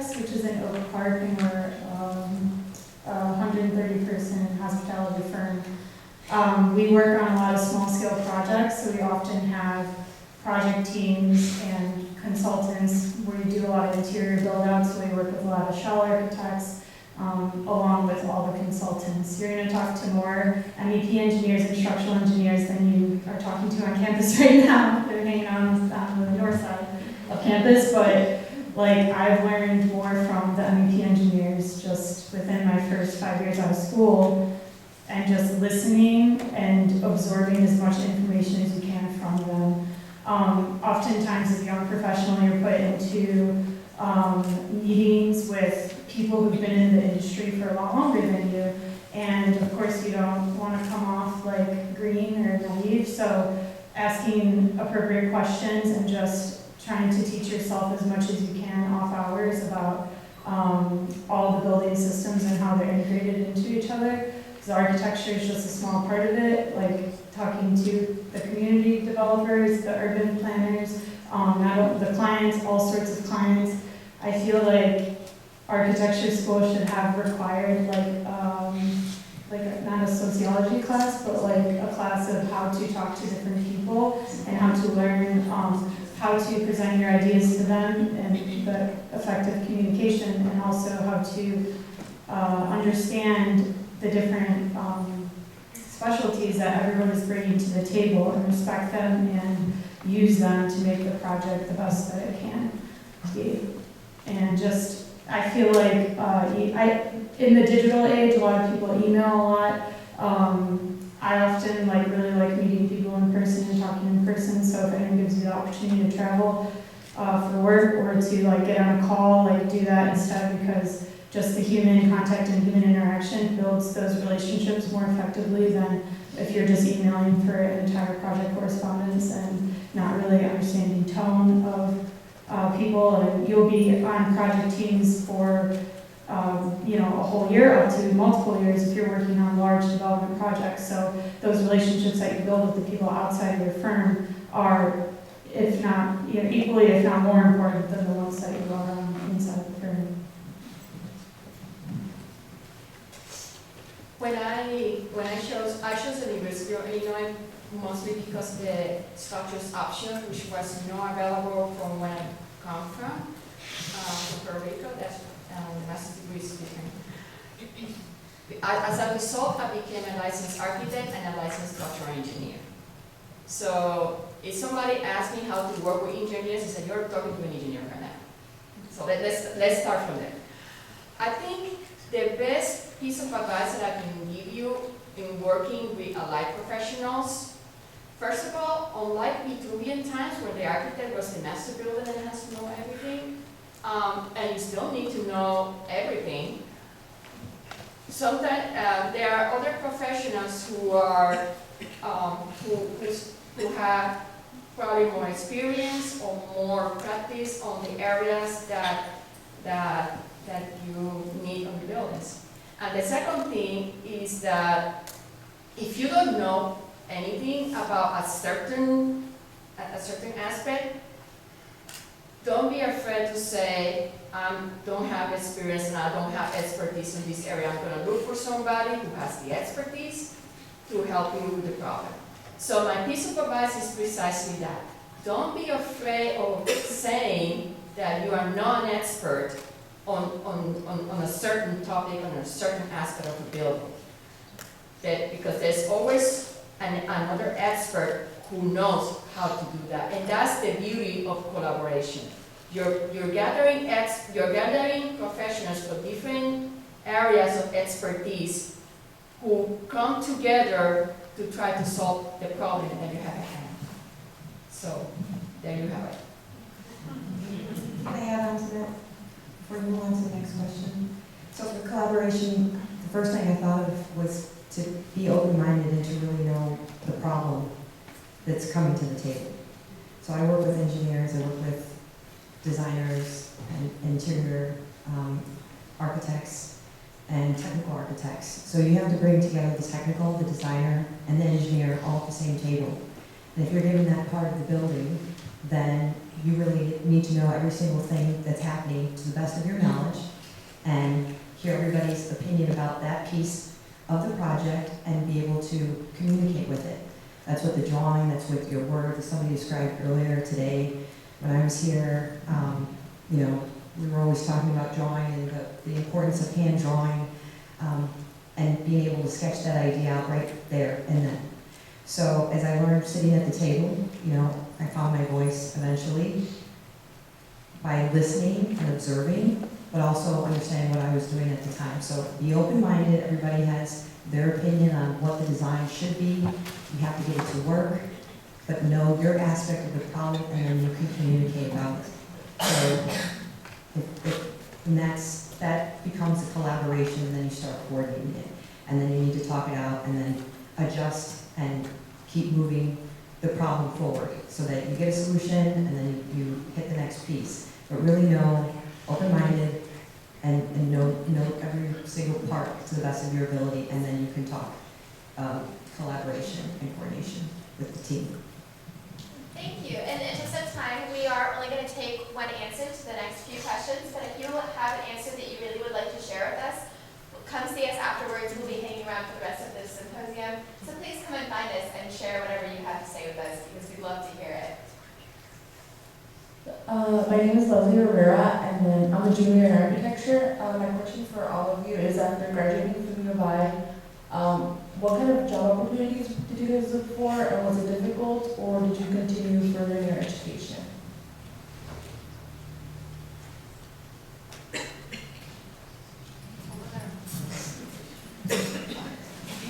So, my name is Felicia Burton. I graduated in 1990, and design did not wake me up in the morning. So I was like, okay, what do I want to do? And we done a field trip to SOM, visited the firm, and I was looking around, and I'm like, I don't know, this is what I'm supposed to be doing. This isn't really what I want to do. I don't think so, but I'll take an application. Everything was handwritten. We didn't have internet applications online. So I took the application. I went home. I did my best lettering. I filled out that entire application. I had it all done. And I was like, I'm not from Chicago. I'm from Springfield, Illinois. I'm a smaller town. I do like bigger cities. I just did not want to live in Chicago. The cost of living was too high. So I was like, okay, one, I don't want to live in Chicago.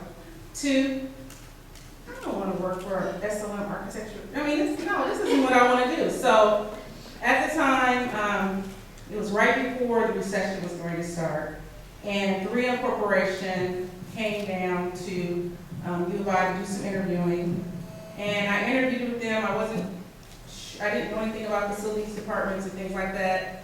They told us about, they came and interviewed, they told us about different projects that we'd be doing. It'd be industrial architecture, it'd be more project management, but I'd also be doing the architectural portion of it. Sounded good to me. I took the job and I moved to Minnesota. So it kind of landed in my lap, but I don't think the architectural firm was the best fit for me. And through the years, I did go and get project management masters. I got a bachelor's of architecture for U of M also, and I did more project management after that. And right now, I do accessibility, which I never in a million years thought I would be doing anything that I thought was so academic, because I interpret a code.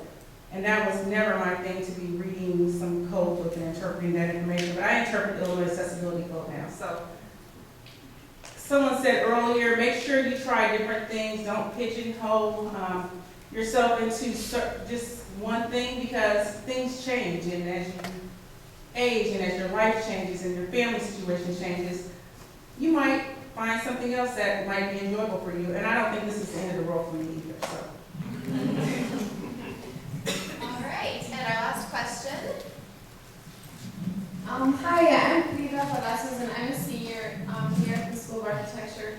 And so my question is a follow-up to Leslie's, and it is, what are things you wish you knew before concluding your years here at the School of Architecture?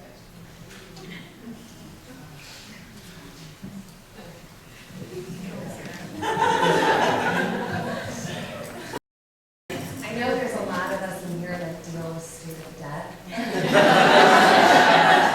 I would say, Number one, apply for as many scholarships as you can while you're in school, because when you leave, there is not that assistance. So apply for scholarships. We can take one more, that was the answer. I was gonna say the same, and just wanted to follow up on the last question in terms of how I found jobs after graduating from school.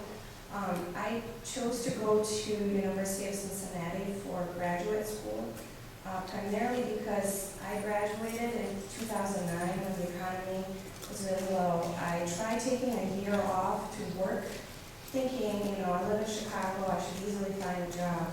And I couldn't, so I was applying to a graduate program that year. And Cincinnati had a co-op program where it's a 3-year program, and one of the 3 years is spent through doing 3 internships. And for me, that was the reason why I went to that school. And just another add-on as to why UI was such a great background. It allowed me to not have to take any engineering courses at their graduate program, and it would allow me to just focus on my thesis and other topics of interest and not have to take all the technical courses because we had them all at UI. So that's a really good thing to consider if you think about applying to a different graduate program. Just how good of a background it is to have here. So through Cincinnati, I had an opportunity to apply to different firms, and I chose to keep applying in Chicago because I knew that was ultimately where I wanted to go back to. And through that, I realized your best allies are always like your friends that you have in your studio, like the people you meet today, like at this symposium, your classmates. You end up being each other's recommendations throughout life. Cincinnati opened that door for me to start working in Chicago, but then I was fortunate enough to be able to recommend some of my classmates that were graduating from UI. And then as people change jobs and maybe they want to quit for one reason or another, when you have a good group of friends and a good network, you always reach out to each other and find out about new opportunities, and you can recommend each other. Because oftentimes, there's a lot of great applicants for every job, and there's a lot of great schools that people come from or other firms. And sometimes what the firms really look for is also the character of the person. So if you can vouch for a really good friend or a former colleague and say, not only is this person coming from a really good other firm with this much experience, but this person is a great person and a really valued friend, it helps them stand out with their resumes and applications. So I would just say networking is one of the biggest things you could do right now. Yeah. Thank you. Thank you. So I may have misled you. I have a question. Sorry. So a lot of people have mentioned the roles that mentors or professors have played in their lives. So I just raise your hand if you have had a professor or a faculty member who has influenced and improved your life and your ability to do architecture. So I just want to say thank you to all of the professors and the faculty in the room for the work you've done today and the work that you've done. Whether you've been a faculty or professor here at Illinois or somewhere else, the work you do is very important, and we just want to say thank you.